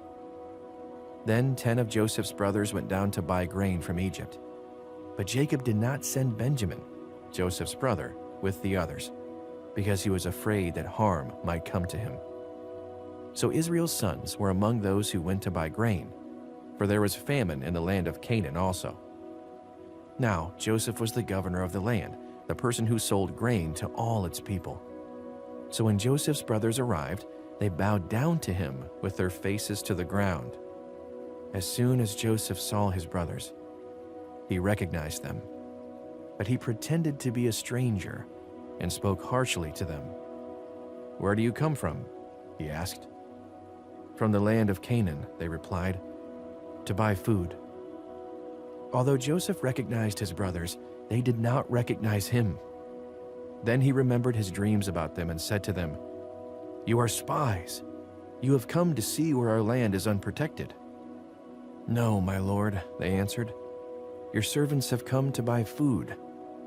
We are all the sons of one man. Your servants are honest men, not spies." "No," he said to them, "you have come to see where our land is unprotected." But they replied, "Your servants were 12 brothers, the sons of one man who lives in the land of Canaan. The youngest is now with our father, and one is no more." Joseph said to them, "It is just as I told you. You are spies, and this is how you will be tested. As surely as Pharaoh lives, you will not leave this place unless your youngest brother comes here. Send one of your number to get your brother. The rest of you will be kept in prison, so that your words may be tested to see if you are telling the truth. If you are not, then as surely as Pharaoh lives, you are spies." And he put them all in custody for 3 days. On the 3rd day, Joseph said to them, "Do this and you will live, for I fear God. If you are honest men, let one of your brothers stay here in prison while the rest of you go and take grain back for your starving households. But you must bring your youngest brother to me, so that your words may be verified and that you may not die." This they proceeded to do. They said to one another, "Surely we are being punished because of our brother. We saw how distressed he was when he pleaded with us for his life, but we would not listen. That's why this distress has come on us." Reuben replied, "Didn't I tell you not to sin against the boy? But you wouldn't listen. Now we must give an accounting for his blood." They did not realize that Joseph could understand them, since he was using an interpreter. He turned away from them and began to weep, but then came back and spoke to them again. he had Simeon taken from them and bound before their eyes. Joseph gave orders to fill their bags with grain, to put each man's silver back in his sack, and to give them provisions for their journey. After this was done for them, they loaded their grain on their donkeys and left. At the place where they stopped for the night, one of them opened his sack to get feed for his donkey, and he saw his silver in the mouth of his sack. "My silver has been returned," he said to his brothers. "Here it is in my sack." Their hearts sank, and they turned to each other trembling and said, "What is this that God has done to us?" When they came to their father Jacob in the land of Canaan, they told him all that had happened to them. They said, "The man who was lord over the land spoke harshly to us and treated us as though we were spying on the land. But we said to him, 'We are honest men, we are not spies. We were 12 brothers, sons of one father. One is no more, and the youngest is now with our father in Canaan.' Then the man who was lord over the land said to us, 'This is how I will know whether you are honest men. Leave one of your brothers here with me, and take food for your starving households and go. But bring your youngest brother to me, so I will know that you are not spies, but honest men. Then I will give your brother back to you, and you can trade in the land.' As they were emptying their sacks, there in each man's sack was his pouch of silver. When they and their father saw the money pouches, they were frightened. Their father Jacob said to them, 'You have deprived me of my children. Joseph is no more, and Simeon is no more, and now you want to take Benjamin. Everything is against me.' Then Reuben said to his father, 'You may put both of my sons to death, if I do not bring him back to you. Entrust him to my care, and I will bring him back.' But Jacob said, 'My son will not go down there with you. His brother is dead, and he is the only one left. If harm comes to him on the journey you are taking, you will bring my gray head down to the grave in sorrow." Genesis chapter 43. Now the famine was still severe in the land. So when they had eaten all the grain they had brought from Egypt, their father said to them, "Go back and buy us a little more food." But Judah said to him, "The man warned us solemnly, 'You will not see my face again, unless your brother is with you. If you will send our brother along with us, we will go down and buy food for you. But if you will not send him, we will not go down. Because the man said to us, "You will not see my face again unless your brother is with you." Israel asked, "Why did you bring this trouble on me by telling the man you had another brother?" They said, "The man questioned us closely about ourselves and our family. 'Is your father still living?' he asked us. 'Do you have another brother?' We simply answered his questions. 'How are we to know?' he would say. 'Bring your brother down here.' Then Judah said to Israel his father, 'Send the boy along with me, and we will go at once, so that we and you and our children may live and not die. I myself will guarantee his safety. You can hold me personally responsible for him. If I do not bring him back to you and set him here before you, I will bear the blame before you all my life. As it is, if we had not delayed, we could have gone and returned twice.' Then their father Israel said to them, 'If it must be, then do this. Put some of the best products of the land in your bags and take them down to the man as a gift. A little balm and a little honey, some spices and myrrh, some pistachio nuts and almonds.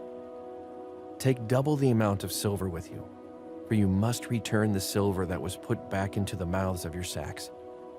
Perhaps it was a mistake. Take your brother also, and go back to the man at once. And may God Almighty grant you mercy before the man, so that he will let your other brother and Benjamin come back with you. As for me, if I am bereaved, I am bereaved.' So the men took the gifts and double the amount of silver, and Benjamin also. They hurried down to Egypt and presented themselves to Joseph. When Joseph saw Benjamin with them, he said to the steward of his house, 'Take these men to my house, slaughter an animal and prepare a meal. They are to eat with me at noon." The man did as Joseph told him and took the men to Joseph's house. Now the men were frightened when they were taken to his house. They thought, "We were brought here because of the silver that was put back into our sacks the first time. He wants to attack us and overpower us and seize us as slaves and take our donkeys." So they went up to Joseph's steward and spoke to him at the entrance to the house. "We beg your pardon, our lord," they said. "We came down here the first time to buy food, but at the place where we stopped for the night, we opened our sacks, and each of us found his silver, the exact weight, in the mouth of his sack. So we have brought it back with us. We have also brought additional silver with us to buy food. We don't know who put our silver in our sacks." "It's all right," he said. "Don't be afraid. Your God, the God of your father, has given you treasure in your sacks. I received your silver." Then he brought Simeon out to them. The steward took the men into Joseph's house, gave them water to wash their feet, and provided fodder for their donkeys.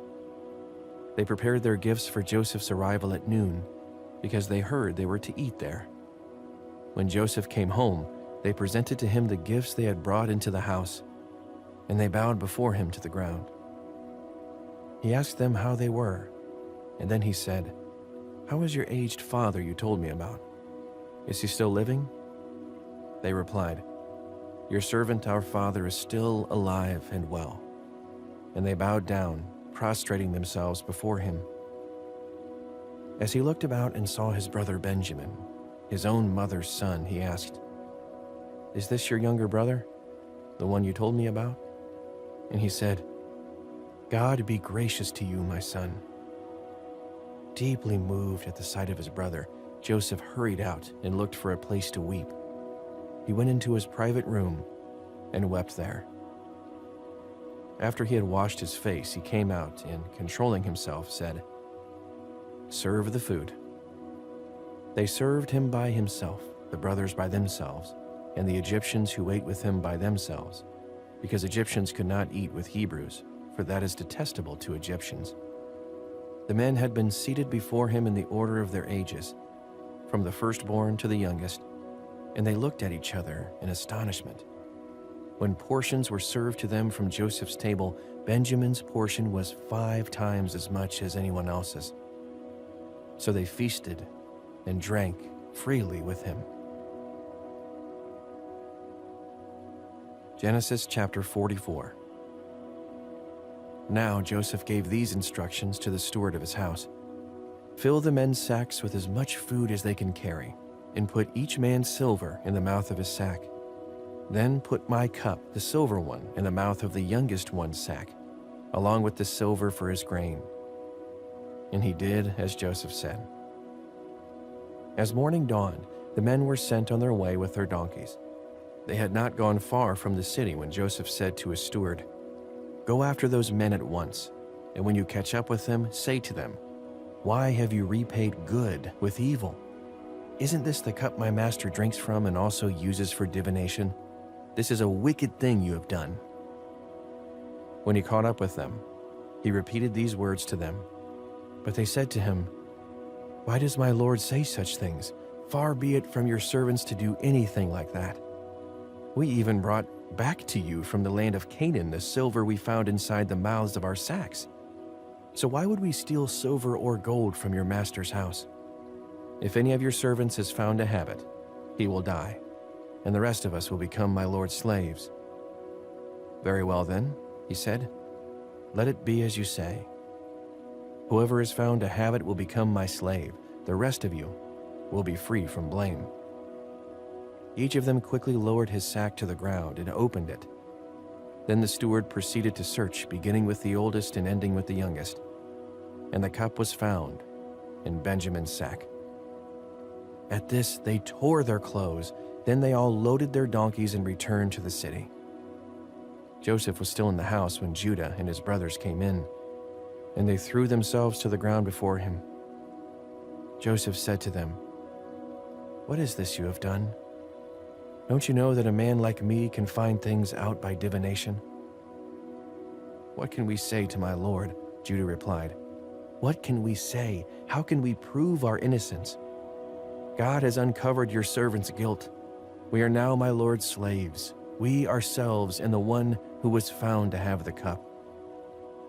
But Joseph said, "Far be it from me to do such a thing. Only the man who was found to have the cup will become my slave. The rest of you, go back to your father in peace." Then Judah went up to him and said, "Pardon your servant, my lord. Let me speak a word to my lord. Do not be angry with your servant, though you are equal to Pharaoh himself. My lord asked his servants, 'Do you have a father or a brother?' And we answered, 'We have an aged father, and there is a young son born to him in his old age. His brother is dead, and he is the only one of his mother's sons left, and his father loves him.' Then you said to your servants, 'Bring him down to me, so I can see him for myself.' And we said to my lord, 'The boy cannot leave his father. If he leaves him, his father will die.' But you told your servants, 'Unless your youngest brother comes down with you, you will not see my face again.' When we went back to your servant my father, we told him what my lord had said. Then our father said, 'Go back and buy a little more food.' But we said, 'We cannot go down. Only if our youngest brother is with us will we go. We cannot see the man's face unless our youngest brother is with us.' Your servant my father said to us, 'You know that my wife bore me 2 sons. One of them went away from me.' And I said, 'He has surely been torn to pieces, and I have not seen him since. If you take this one from me too, and harm comes to him, you will bring my gray head down to the grave in misery. So now, if the boy is not with us when I go back to your servant my father, and if my father, whose life is closely bound up with the boy's life, sees that the boy isn't there, he will die. Your servants will bring the gray head of our father down to the grave in sorrow.' Your servant guaranteed the boy's safety to my father. I said, 'If I do not bring him back to you, I will bear the blame before you, my father, all my life. Now then, please let your servant remain here as my lord's slave in place of the boy, and let the boy return with his brothers. How can I go back to my father if the boy is not with me? No, do not let me see the misery that would come on my father." Genesis chapter 45. Then Joseph could no longer control himself before all his attendants, and he cried out, "Have everyone leave my presence." For there was no one with Joseph when he made himself known to his brothers. And he wept so loudly that the Egyptians heard him, and Pharaoh's household heard about it. Joseph said to his brothers, "I am Joseph. Is my father still living?" But his brothers were not able to answer him, because they were terrified at his presence. Then Joseph said to his brothers, "Come close to me." When they had done so, he said, "I am your brother Joseph, the one you sold into Egypt. And now, do not be distressed, and do not be angry with yourselves for selling me here, because it was to save lives that God sent me ahead of you. For 2 years now, there has been famine in the land, and for the next 5 years there will be no plowing and reaping. But God sent me ahead of you to preserve for you a remnant on earth and to save your lives by a great deliverance. So then, it was not you who sent me here, but God.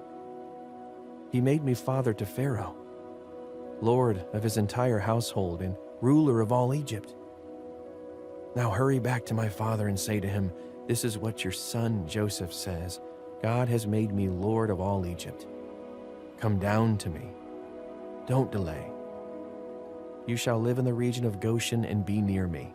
You, your children and grandchildren, your flocks and herds, and all you have.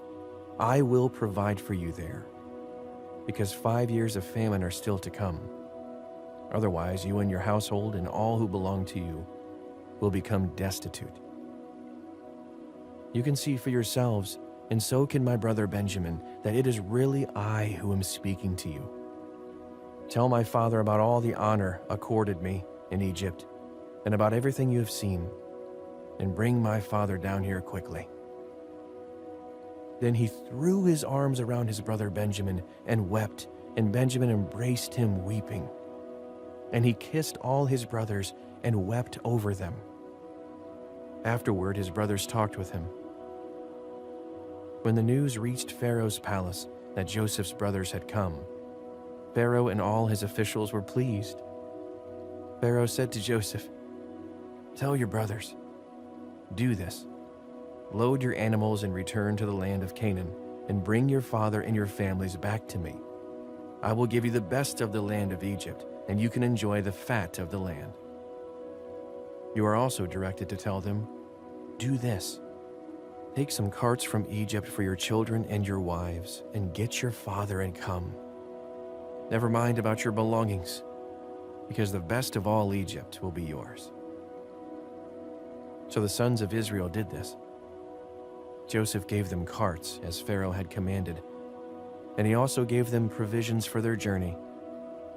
To each of them he gave new clothing, but to Benjamin he gave 300 shekels of silver and 5 sets of clothes. And this is what he sent to his father: 10 donkeys loaded with the best things of Egypt, and 10 female donkeys loaded with grain and bread and other provisions for his journey. Then he sent his brothers away, and as they were leaving, he said to them, "Don't quarrel on the way." So they went up out of Egypt and came to their father Jacob in the land of Canaan. They told him, "Joseph is still alive. In fact, he is the ruler of all Egypt." Jacob was stunned. He did not believe them. But when they told him everything Joseph had said to them, and when he saw the carts Joseph had sent to carry him back, the spirit of their father Jacob revived, and Israel said, "I'm convinced. My son Joseph is still alive. I will go and see him before I die." Genesis chapter 46. So Israel set out with all that was his, and when he reached Beersheba, he offered sacrifices to the God of his father Isaac. And God spoke to Israel in a dream at night and said, "Jacob, Jacob." "Here I am," he replied. "I am God, the God of your father," he said. "Do not be afraid to go down to Egypt, for I will make you into a great nation there. I will go down to Egypt with you, and I will surely bring you back again. And Joseph's own hand will close your eyes." Then Jacob left Beersheba, and Israel's sons took their father Jacob and their children and their wives in the carts that Pharaoh had sent to transport him.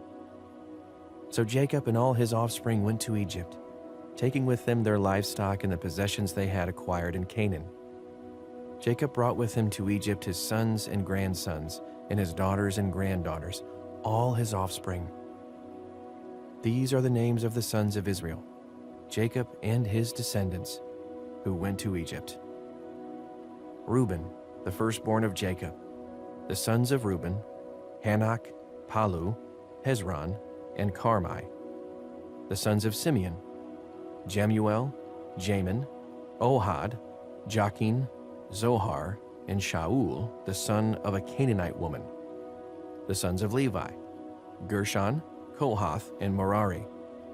The sons of Judah: Onan, Shelah, Perez, and Zerah.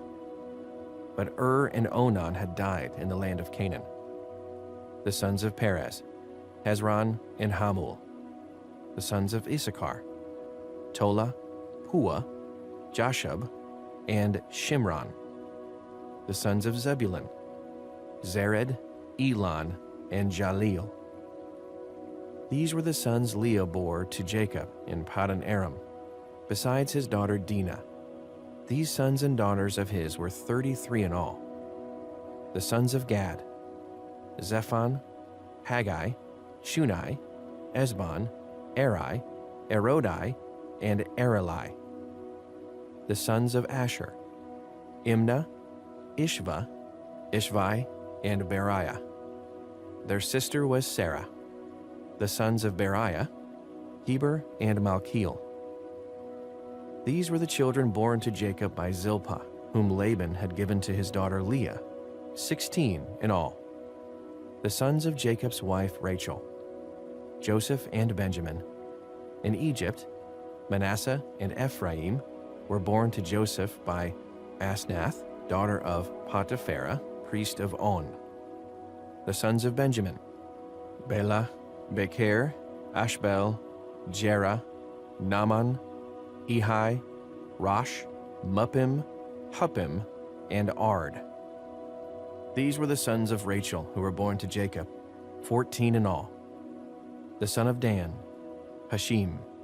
The sons of Naphtali, Jaziel, Gunai, Jezer, and Shilem.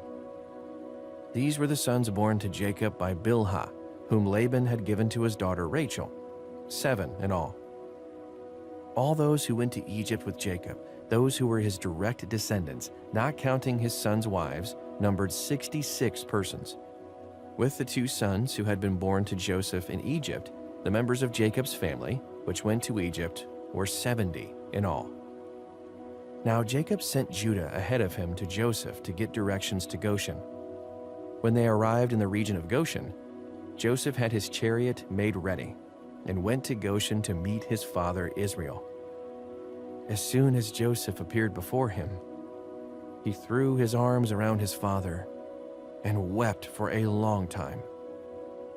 Israel said to Joseph, "Now I am ready to die, since I have seen for myself that you are still alive." Then Joseph said to his brothers and to his father's household, "I will go up and speak to Pharaoh and will say to him, 'My brothers and my father's household who are living in the land of Canaan have come to me. The men are shepherds, they tend livestock, and they have brought along their flocks and herds and everything they own. When Pharaoh calls you in and asks, 'What is your occupation?' you should answer, 'Your servants have tended livestock from our boyhood on, just as our fathers did.' Then you will be allowed to settle in the region of Goshen, for all shepherds are detestable to the Egyptians." Genesis chapter 47. Joseph went and told Pharaoh, "My father and brothers with their flocks and herds and everything they own have come from the land of Canaan and are now in Goshen." He chose 5 of his brothers and presented them before Pharaoh. Pharaoh asked the brothers, "What is your occupation?" "Your servants are shepherds," they replied to Pharaoh, "just as our fathers were." They also said to him, "We have come to live here for a while, because the famine is severe in Canaan, and your servants' flocks have no pasture. So now, please let your servants settle in Goshen." Pharaoh said to Joseph, "Your father and your brothers have come to you, and the land of Egypt is before you. Settle your father and your brothers in the best part of the land. Let them live in Goshen. And if you know of any among them with special ability, put them in charge of my own livestock." Then Joseph brought his father Jacob in and presented him before Pharaoh. After Jacob blessed Pharaoh, Pharaoh asked him, "How old are you?" And Jacob said to Pharaoh, "The years of my pilgrimage are 130. My years have been few and difficult, and they do not equal the years of the pilgrimage of my fathers." Then Jacob blessed Pharaoh and went out from his presence. So Joseph settled his father and his brothers in Egypt and gave them property in the best part of the land, the district of Ramses, as Pharaoh directed. Joseph also provided his father and his brothers and all his father's household with food according to the number of their children. There was no food, however, in the whole region because the famine was severe. Both Egypt and Canaan wasted away because of the famine. Joseph collected all the money that was to be found in Egypt and Canaan in payment for the grain they were buying, and he brought it to Pharaoh's palace. When the money of the people of Egypt and Canaan was gone, all Egypt came to Joseph and said, "Give us food. Why should we die before your eyes? Our money is all gone." "Then bring your livestock," said Joseph. "I will sell you food in exchange for your livestock since your money is gone." So they brought their livestock to Joseph, and he gave them food in exchange for their horses, their sheep and goats, their cattle and donkeys. And he brought them through that year with food in exchange for all their livestock. When that year was over, they came to him the following year and said, "We cannot hide from our Lord the fact that since our money is gone and our livestock belongs to you, there is nothing else for our Lord except our bodies and our land. Why should we perish before your eyes, we and our land as well? Buy us and our land in exchange for food, and we with our land will be in bondage to Pharaoh. Give us seed so that we may live and not die, and that the land may not become desolate." So Joseph bought all the land in Egypt for Pharaoh. The Egyptians, one and all, sold their fields because the famine was too severe for them. The land became Pharaoh's, and Joseph reduced the people to servitude, from one end of Egypt to the other. However, he did not buy the land of the priests because they received a regular allotment from Pharaoh and had food enough from the allotment Pharaoh gave them. That is why they did not sell their land. Joseph said to the people, "Now that I have bought you and your land today for Pharaoh, here is seed for you so you can plant the ground. But when the crop comes in, give a fifth of it to Pharaoh. The other 4/5 you may keep as seed for the fields and as food for yourselves and your households and your children." "You have saved our lives," they said. "May we find favor in the eyes of our Lord.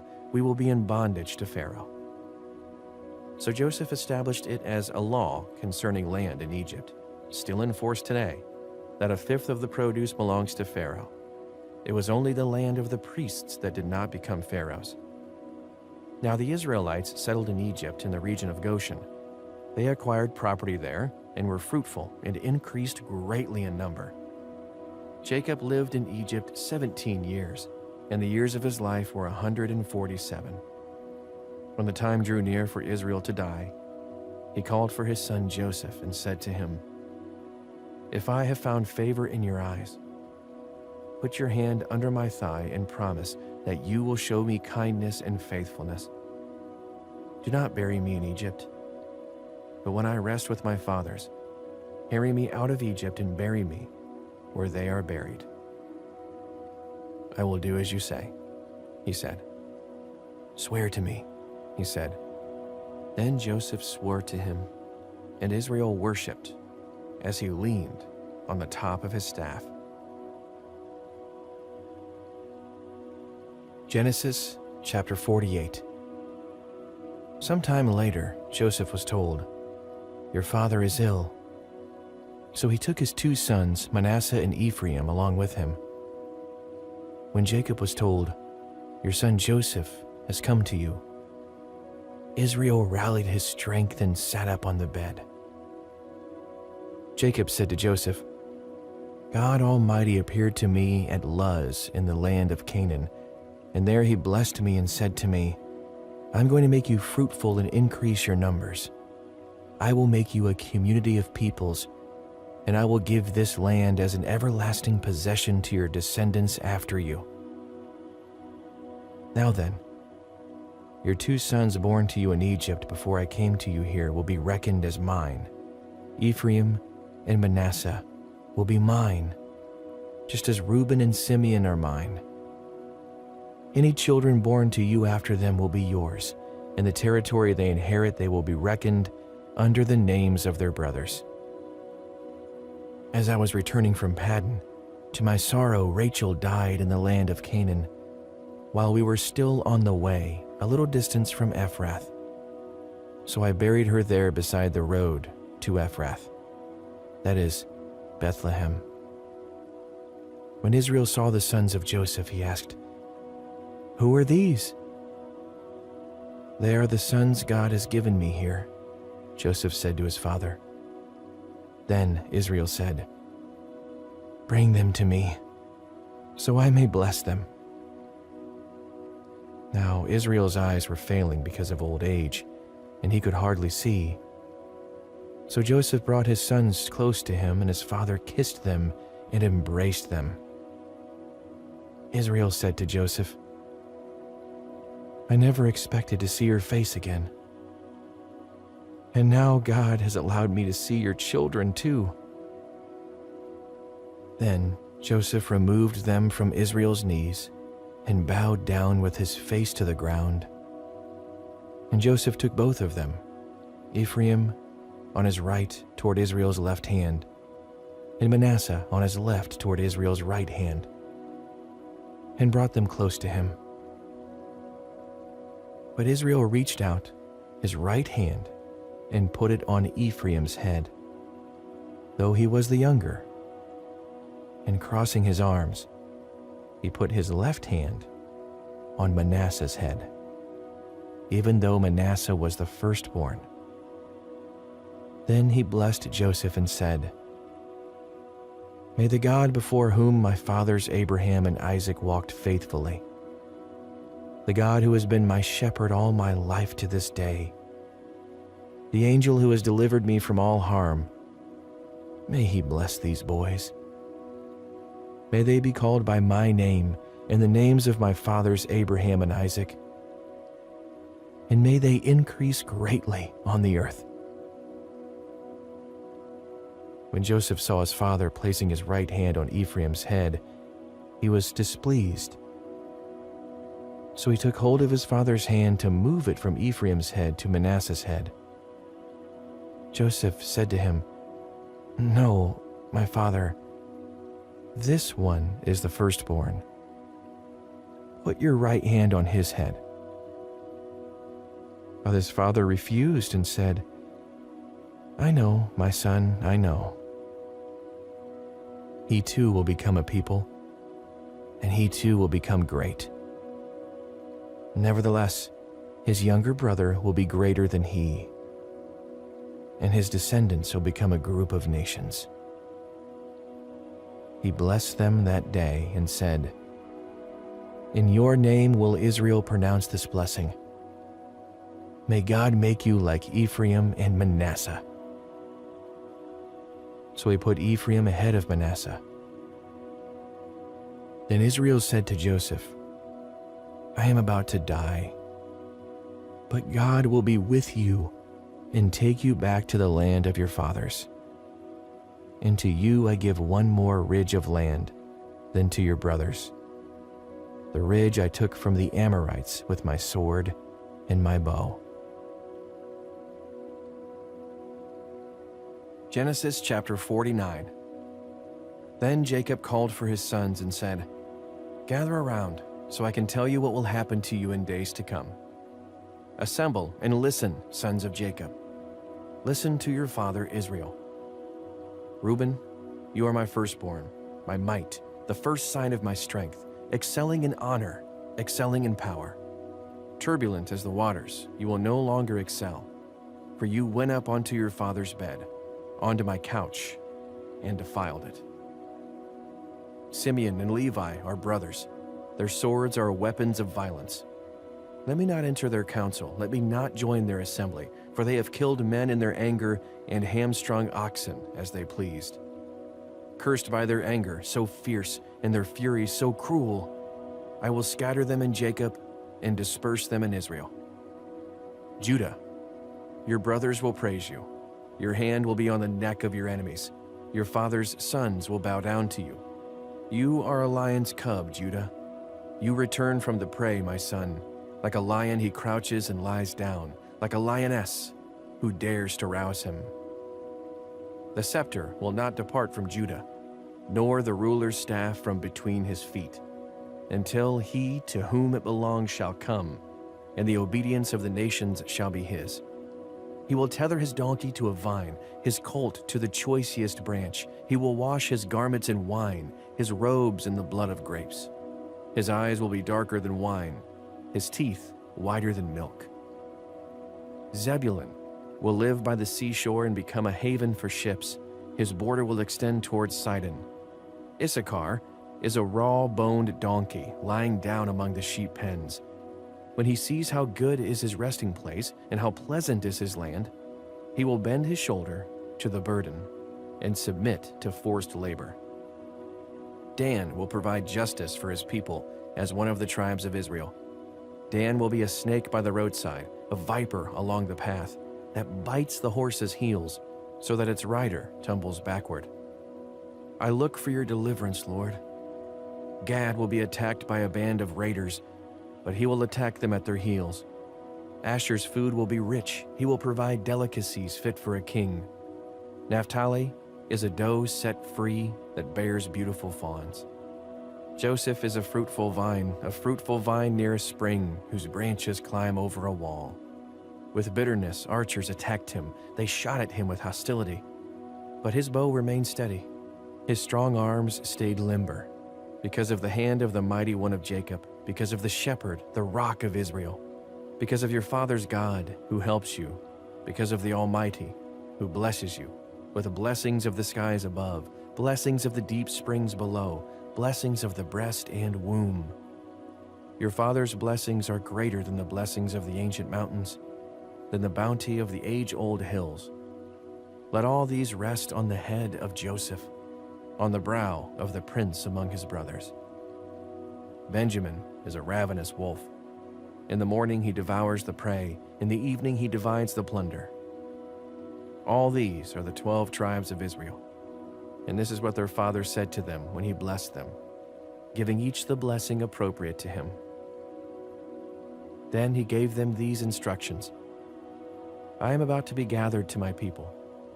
Bury me with my fathers in the cave in the field of Ephron the Hittite, the cave in the field of Machpelah, near Mamre in Canaan, which Abraham bought along with the field as a burial place for Ephron the Hittite. There, Abraham and his wife Sarah were buried. There, Isaac and his wife Rebekah were buried. And there, I buried Leah. The field and the cave in it were bought from the Hittites. When Jacob had finished giving instructions to his sons, he drew his feet up into the bed, breathed his last, and was gathered to his people. Genesis chapter 50. Joseph threw himself on his father and wept over him and kissed him. Then Joseph directed the physicians in his service to embalm his father Israel. So the physicians embalmed him, taking a full 40 days, for that was the time required for embalming. And the Egyptians mourned for him 70 days. When the days of mourning had passed, Joseph said to Pharaoh's court, If I have found favor in your eyes, speak to Pharaoh for me. Tell him, my father made me swear an oath and said, I am about to die. Bury me in the tomb I dug for myself in the land of Canaan. Now let me go up and bury my father. Then I will return. Pharaoh said, Go up and bury your father, as he made you swear to do. So Joseph went up to bury his father. All Pharaoh's officials accompanied him, the dignitaries of his court and all the dignitaries of Egypt. Besides all the members of Joseph's household and his brothers and those belonging to his father's household, only their children and their flocks and herds were left in Goshen. Chariots and horsemen also went up with him. It was a very large company. When they reached the threshing floor of Atad near the Jordan, they lamented loudly and bitterly. And there Joseph observed a 7-day period of mourning for his father. When the Canaanites who lived there saw the mourning at the threshing floor of Atad, they said, The Egyptians are holding a solemn ceremony of mourning. That is why that place near the Jordan is called Abel Mizraim. So Jacob's sons did as he had commanded them. They carried him to the land of Canaan and buried him in the cave in the field of Machpelah, near Mamre, which Abraham had bought along with the field as a burial place from Ephron the Hittite. After burying his father, Joseph returned to Egypt, together with his brothers and all the others who had gone with him to bury his father. When Joseph's brothers saw that their father was dead, they said, What if Joseph holds a grudge against us and pays us back for all the wrongs we did to him? So they sent word to Joseph, saying, Your father left these instructions before he died. This is what you are to say to Joseph. I ask you to forgive your brothers the sins and the wrongs they committed in treating you so badly, Now please forgive the sins of the servants of the God of your father." When their message came to him,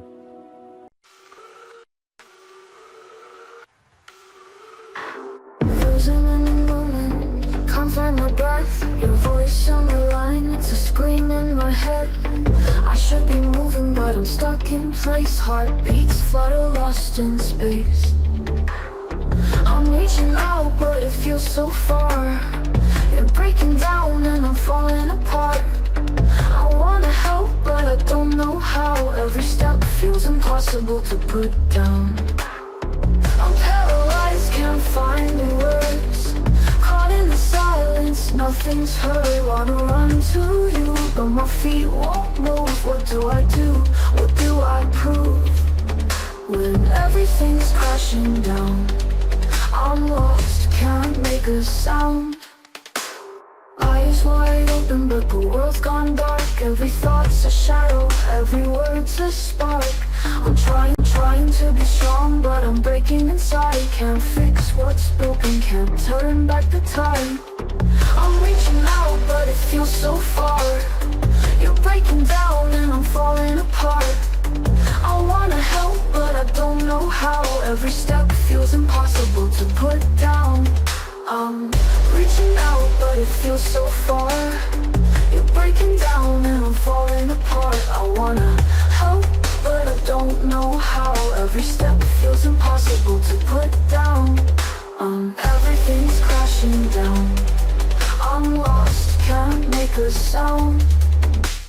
Eyes wide open, but the world's gone dark. Every thought's a shadow, every word's a spark. I'm trying to be strong, but I'm breaking inside. Can't fix what's broken, can't turn back the time. I'm reaching out, but it feels so far. You're breaking down and I'm falling apart. I wanna help, but I don't know how. Every step feels impossible to put down. I'm reaching out, but it feels so far. You're breaking down and I'm falling apart. I wanna help, but I don't know how. Every step feels impossible to put down. I'm paralyzed, can't find the words. Caught in the silence, nothing's heard. Wanna run to you, but my feet won't move. What do I do? What do I prove when everything's crashing down? I'm lost, can't make a sound. In the quiet, I'm screaming inside. Frozen still, I'm losing ground. Can't save you, can't even try. Just stuck here watching as we both cry.